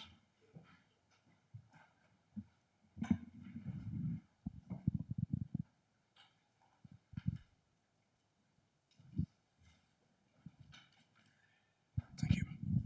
It's getting a bit hard to keep up with the maps coming out of the council about this development, because those trees, that particular tree, was protected, and even on this map it's marked as to be retained. Now another map this year says it's to be removed. Why are they being removed? Because if that cul-de-sac will have a access anyhow by foot onto Windermere Terrace.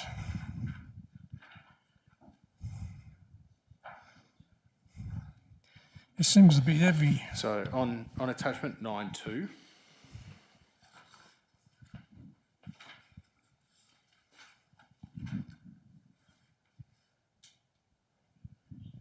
so that it's actually a road reserve. It's not an easement. I think there's an important distinction. Yeah, that's not showing it on that map. It's shown here. I would I can show you on this one here, if you want to have a look. That one, it is a tree to retain between 11 and 9. Where am I? Mackenzie here. Yep. Those tree, and those trees. They are marked to be retained. Sorry, I've just spoken to Luke. That particular tree is not picked up as it's external to the site within the road reserve, and it's not picked up by the planning scheme overlay. That's why it's not identified as a tree for removal on attachment 9. It's a significant tree because it's a home to a big flock of cockatoos that breed there. I respect that. Trees that like that we've got nesting sites in them take years, if not decades, to evolve. And I don't see why. And I'll be testing greatly if that tree, even someone comes near it with a chainsaw, because it should be retained regardless. I mean, this is environmental vandalism. All those trees along that southern edge are all of significant bird colonies living in there. And now if you say that cul-de-sac needs an access onto Windermere, well, there is access through the easement. You're making the point that everybody who's going to evacuate out of that cul-de-sac is going to jump in their car and drive down towards the fire. Well, if they get into a traffic jam, you're going to have a lot of cooked people in their cars, so they can come out through the easement by foot. On top of that, if you have a look at your map up there, on the right-hand side, there's another street over there called Coventry Court. I'm telling you what, it drives straight into the bushfire, doesn't it? And the cul-de-sac closest to Mackenzie on that plan there, 16 houses in there. The one with the, you're going to knock a tree down to put a road through for 9 dwellings. For heaven's sakes, that's just ridiculous. Thanks, Mr. Finlay. You're happy for you to ask questions, but not to... Well, I'd like council to say now that tree is going to stay, and that will become an easement there for people to move in and out of.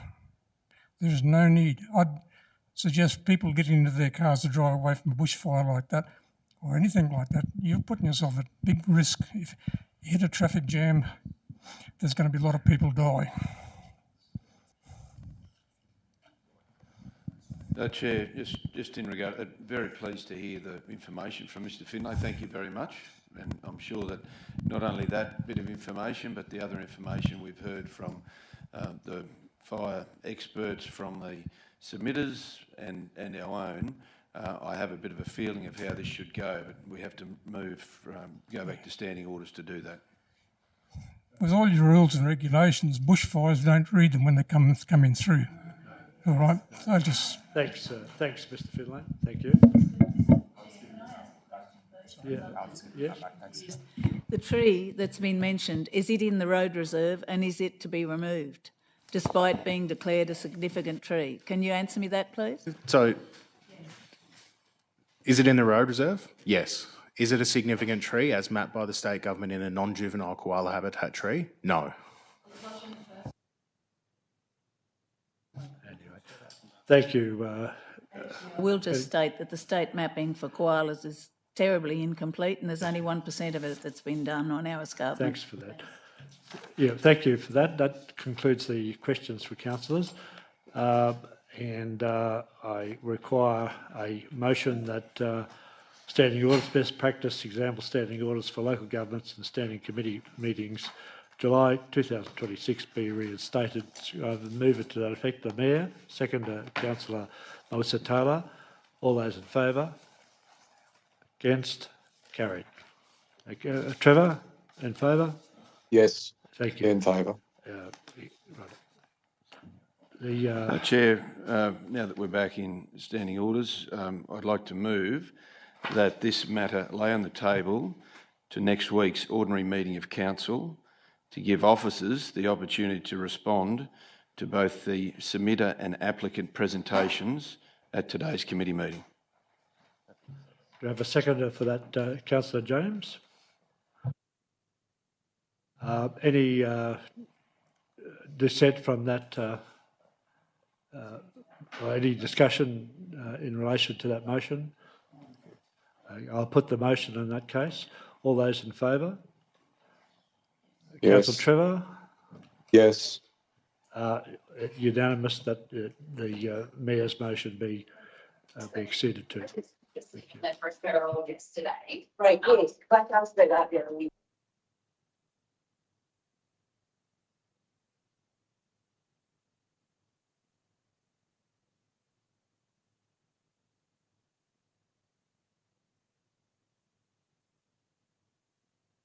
Sorry, yeah, can we just have that vote again? I assumed that that was unanimous, but apparently not. So, Councillor Carol Taylor, for. Councillor Carl? No, but I missed my opportunity to debate. I have a view that we should not be approving this development based on inadequate risk. So that's not the motion, though. But yeah, so you're against the Mayor's motion to put it over to next week? Yeah. Okay. I'll debate next week. Yep. One dissent. Okay.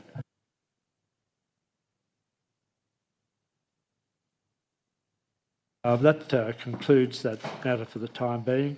So councillors McMahon, Von Hoff and Farquhar can return, and we'll have a short break for 5 minutes, 10 minutes.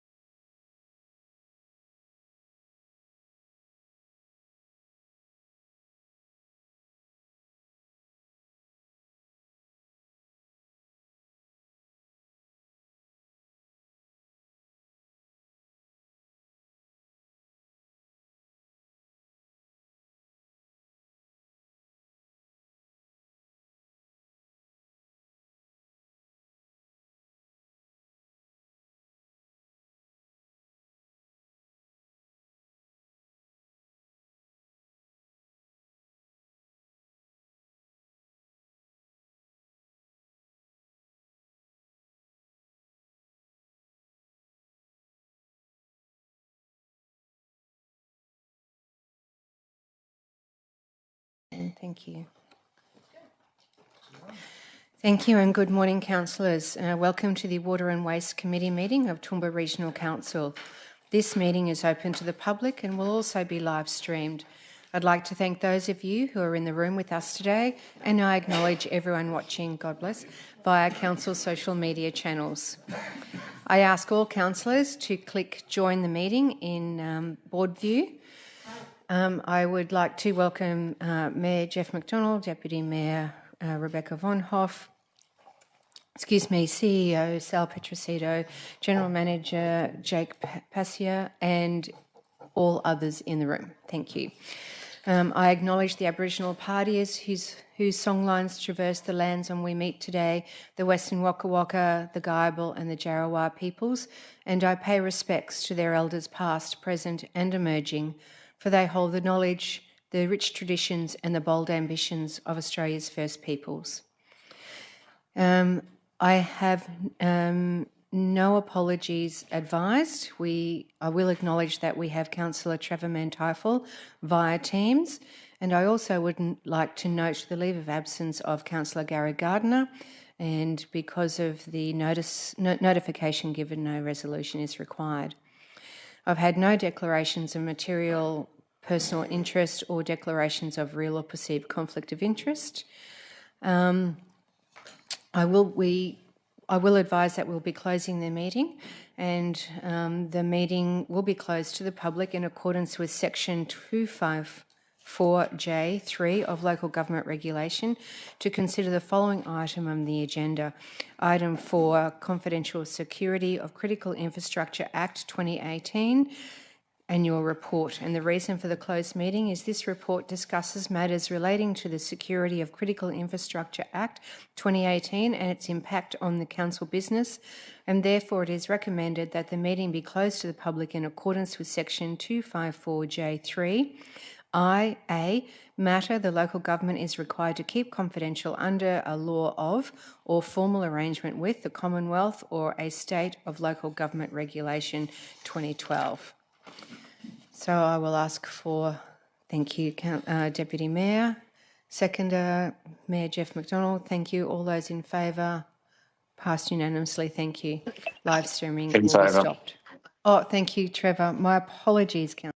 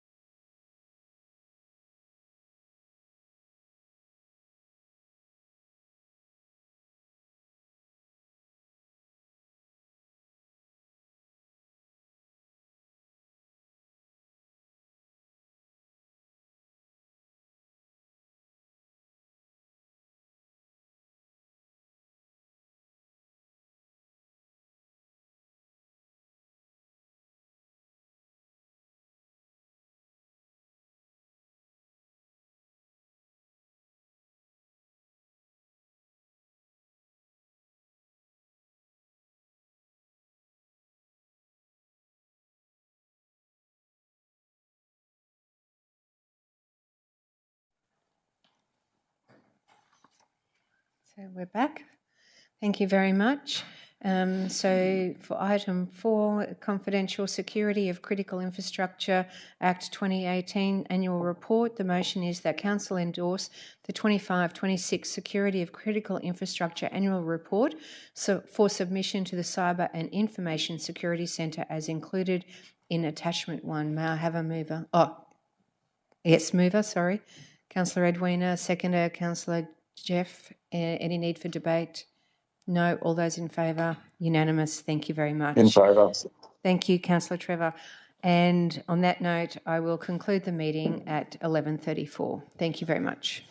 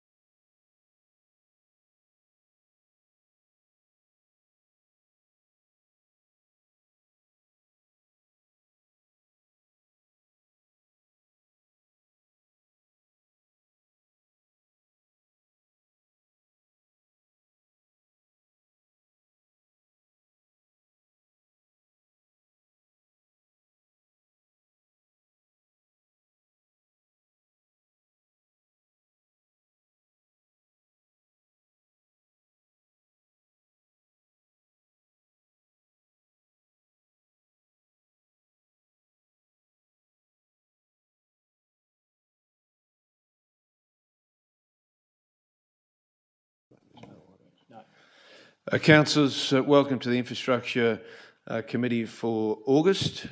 Given the fact that Councillor Menteifel is online, it's a little bit more difficult for him to chair this session. However, given there are no items on the agenda today, I'd like to open and indeed close the meeting. So thank you.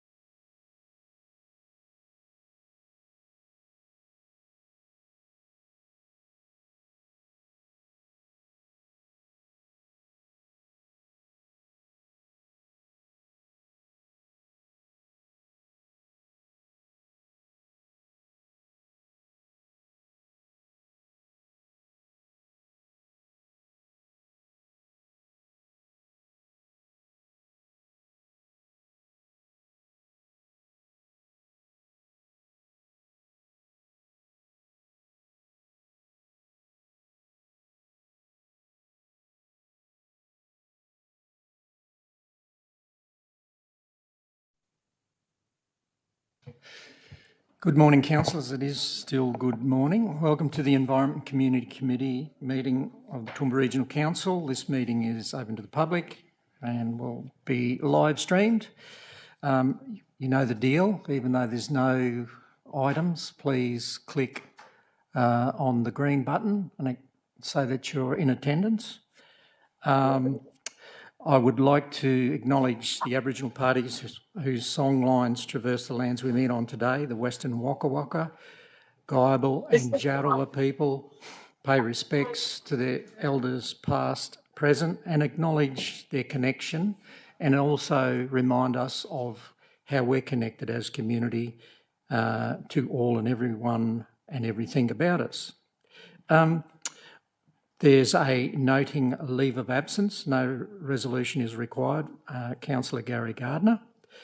And as there is no items, I'd like to close the meeting.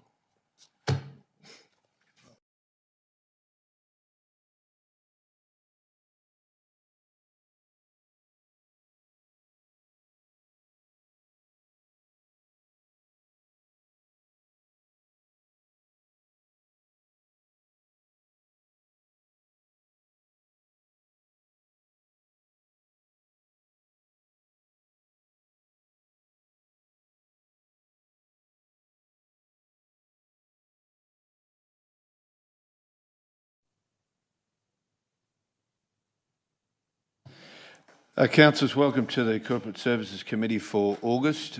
Given Councillor Gary is a recorded apology for today's meeting and was the scheduled chair of this, so I'd now like to call nominations for chair of the Corporate Services Committee. Councillor Rebecca. Thanks, Chair. I nominate Councillor McMahon. Councillor McMahon, happy to accept that nomination. Seconder, Councillor Edwina. All those in favour? Motion's carried. In Thank you. favour. Hand over to you. Thanks, Trevor. Hand over to you, Councillor Tim.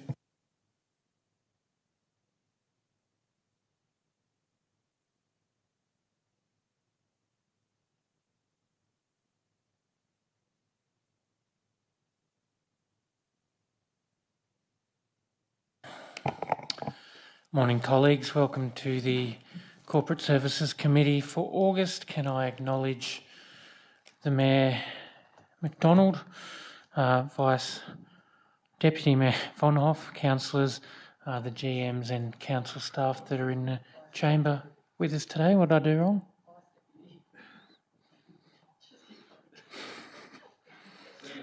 And CEO Sal, can I note a leave of absence for the appointed chair, Councillor Gary Gardner. Can I remind you to please click join meeting in board view. We move to item 2, attendance, including leave of absence declarations, none that have been advised. And then we move to item 3, the operational plan progress report for the 25-26 financial year. With a motion that Council note the organisational performance for the 12-month period, 1 July 2025 to 30th of June 2026, as outlined in attachment report, and I'll hand over to the officer. Thank you. Thank you, Mr Chair. Good morning, councillors. This morning I'm presenting the operational plan progress report for the 25-26 financial year. Council, of course, is aware that it's a statutory requirement. We have a corporate plan, a 5-year corporate plan, and an annual operational plan for each year of that corporate plan, and we must also report at least quarterly against that annual operational plan. Operational plan reporting is, of course, done year to date, and this means that this quarter 4 report is effectively the operational plan progress report for last financial year. It's the second year of reporting under the 24-29 corporate plan. We've received positive feedback in relation to the format. Seem to be concise and readable. However, we are always looking to improve and develop better performance criteria and the way we measure performance. The operational plan needs to be considered in conjunction with Council's financial reporting, because financial reporting is not duplicated in the operational plan report. The operational plan report does represent stretch targets, and that means we don't have an endless series of green ticks.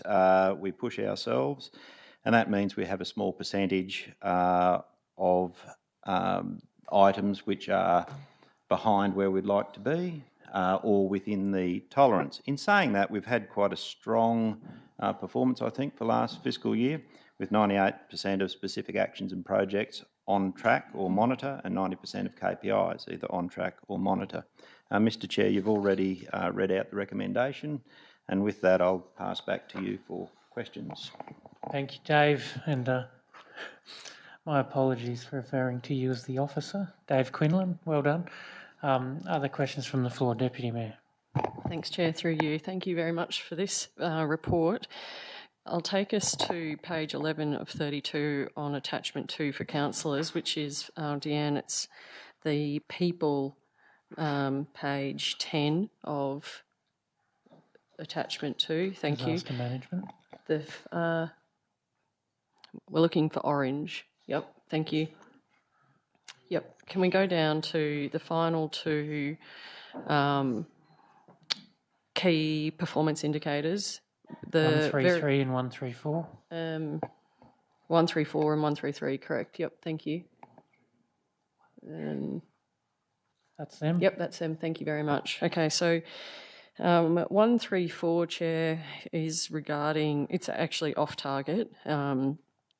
It's delayed, and it's the number of disaster management exercises conducted. Now, I know that one actually I want to probably dismiss, because I know that 2 weeks ago we did exercise Kaizen, so and that was the bushfire exercise. So it's not that one that has caught my eye. It's that one above 133, percentage completion of actions identified in the annual fire mitigation action plan.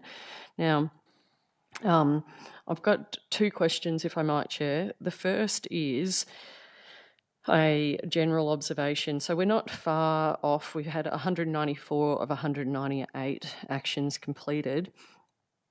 And the last line there talks about no appreciable increase in fire risk. And it might be something that Mr. Quinlan can speak to, or it might be something that we need General Manager Hauser to speak to. So we've had the forecasts spoken about nationally with the weather predictions for El Nino and increased fire risk. We've heard that for our state, and we've heard it for the whole country. And so part one of my question is our ability to respond to those kind of predictions and amend our operational plan accordingly, and whether or not that's something that we do need to consider, because we have been given this prediction for increased fire risk. So that's the first part of the question. And then the second part is, we had about 3 months ago, we endorsed an external review of that annual fire mitigation action plan. And so the question then is, how is that going, and are we using that information to feed into how we actually plan to do our backburns? Because we're in the peak season, and when I look across the state, there are areas doing really, really concerted work on all of this. So we just need to make sure that we are exactly doing the same. So two parts to my question, if I might, please, Chair. Thank you. I'll invite General Manager Nick to the stage.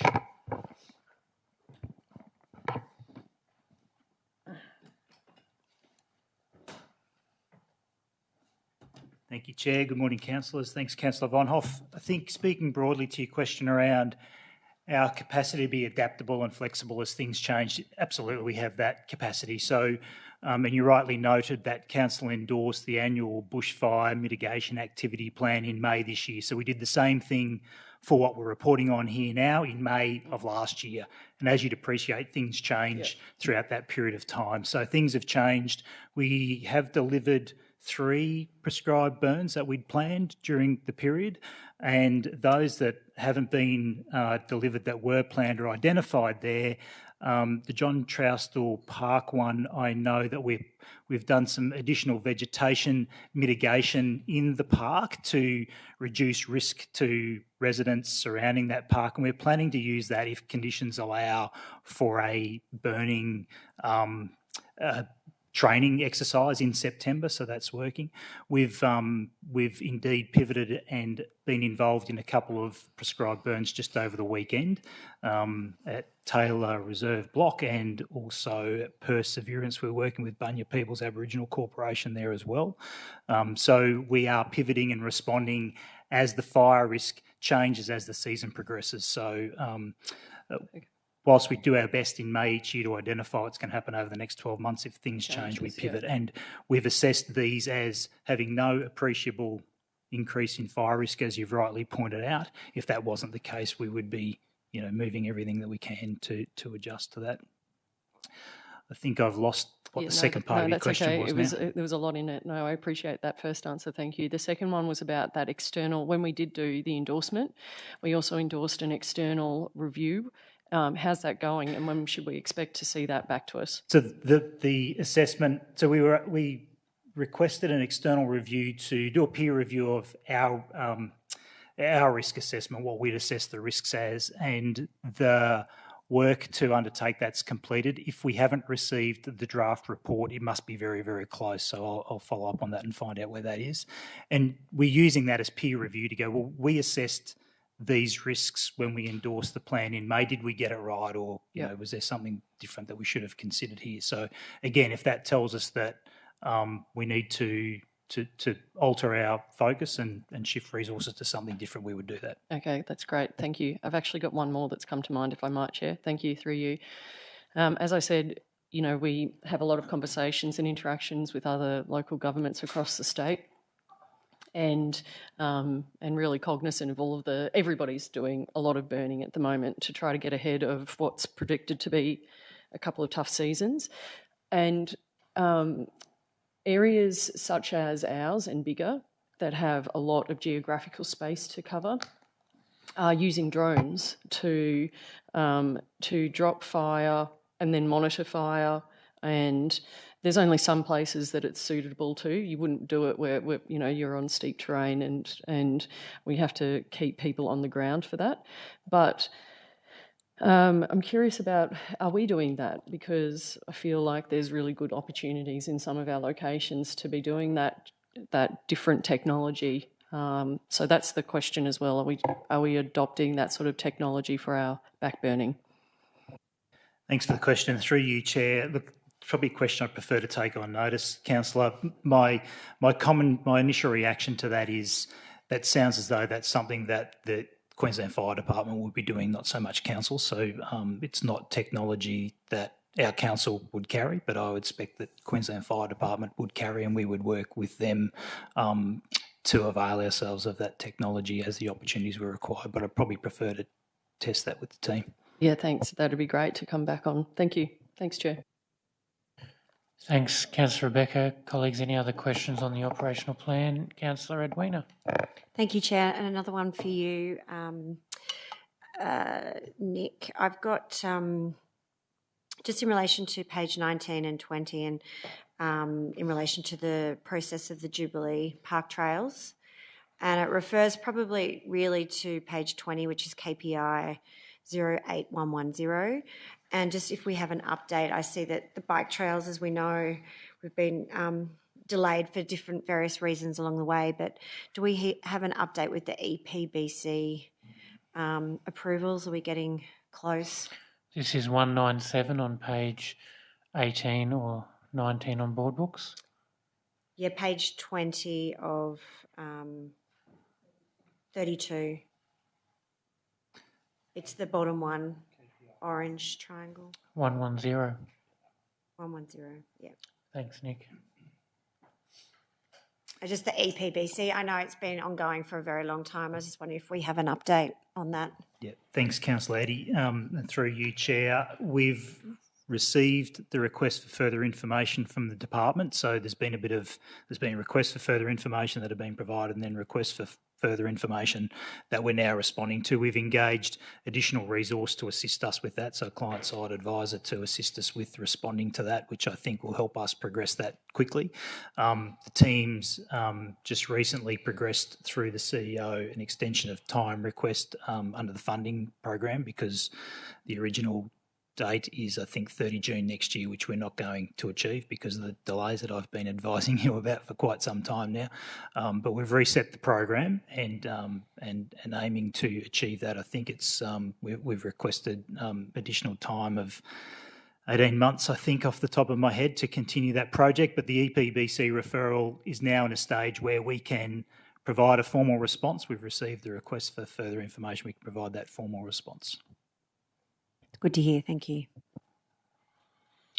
Thanks, Councillor. Any other questions from the floor? Yep. Can I grab a couple, Chair? Councillor Trevor, great to hear from you. Microphone's yours. Thank you. Probably for Acting GM Marie, the revised parking strategy, when is that formally coming to council? Councillor, it's currently planned to come at the next ordinary next week. Cool. Thank you for that. And also, I don't know who this come under, we are tracking at 59% local, I'm trying to find it here, local supplier. Obviously, that's down a little bit. Any reasons why?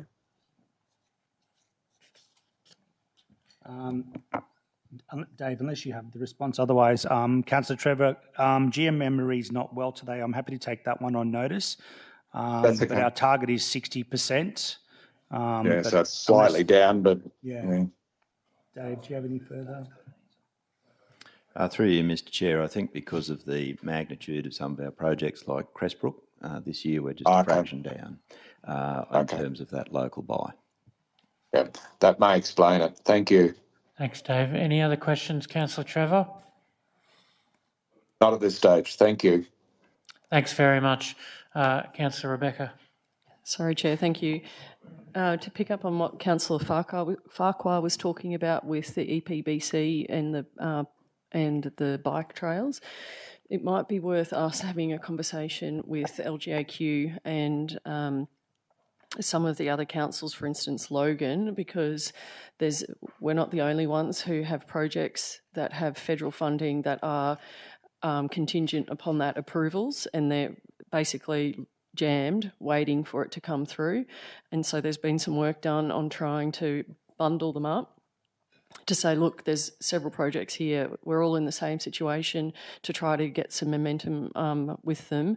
And I know that even last week, the Minister is aware and is doing some work on that. So it just might be worth us getting into that slipstream to try to get some assistance with that EPBC.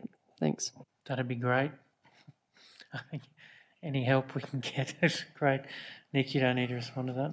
Oh no, just great advice. I'll include it in my handover notes. Any other questions, colleagues?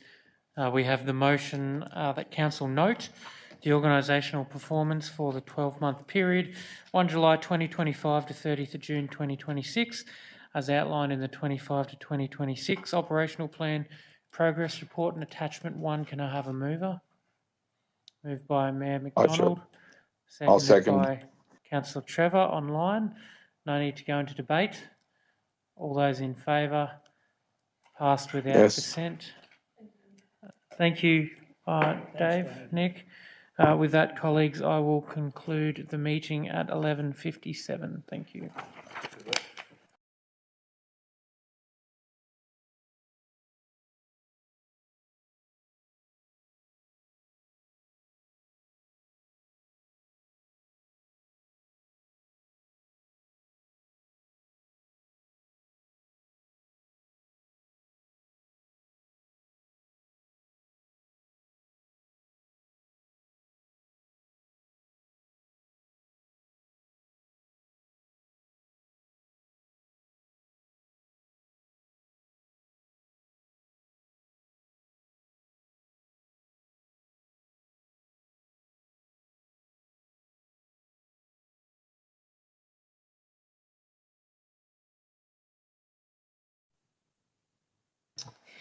Good morning and welcome to the Economic Development Committee meeting of Toowoomba Regional Council. This meeting is open to the public and will be live streamed. I'd like to thank those of you in the gallery with us today and also those online watching via council social media channels.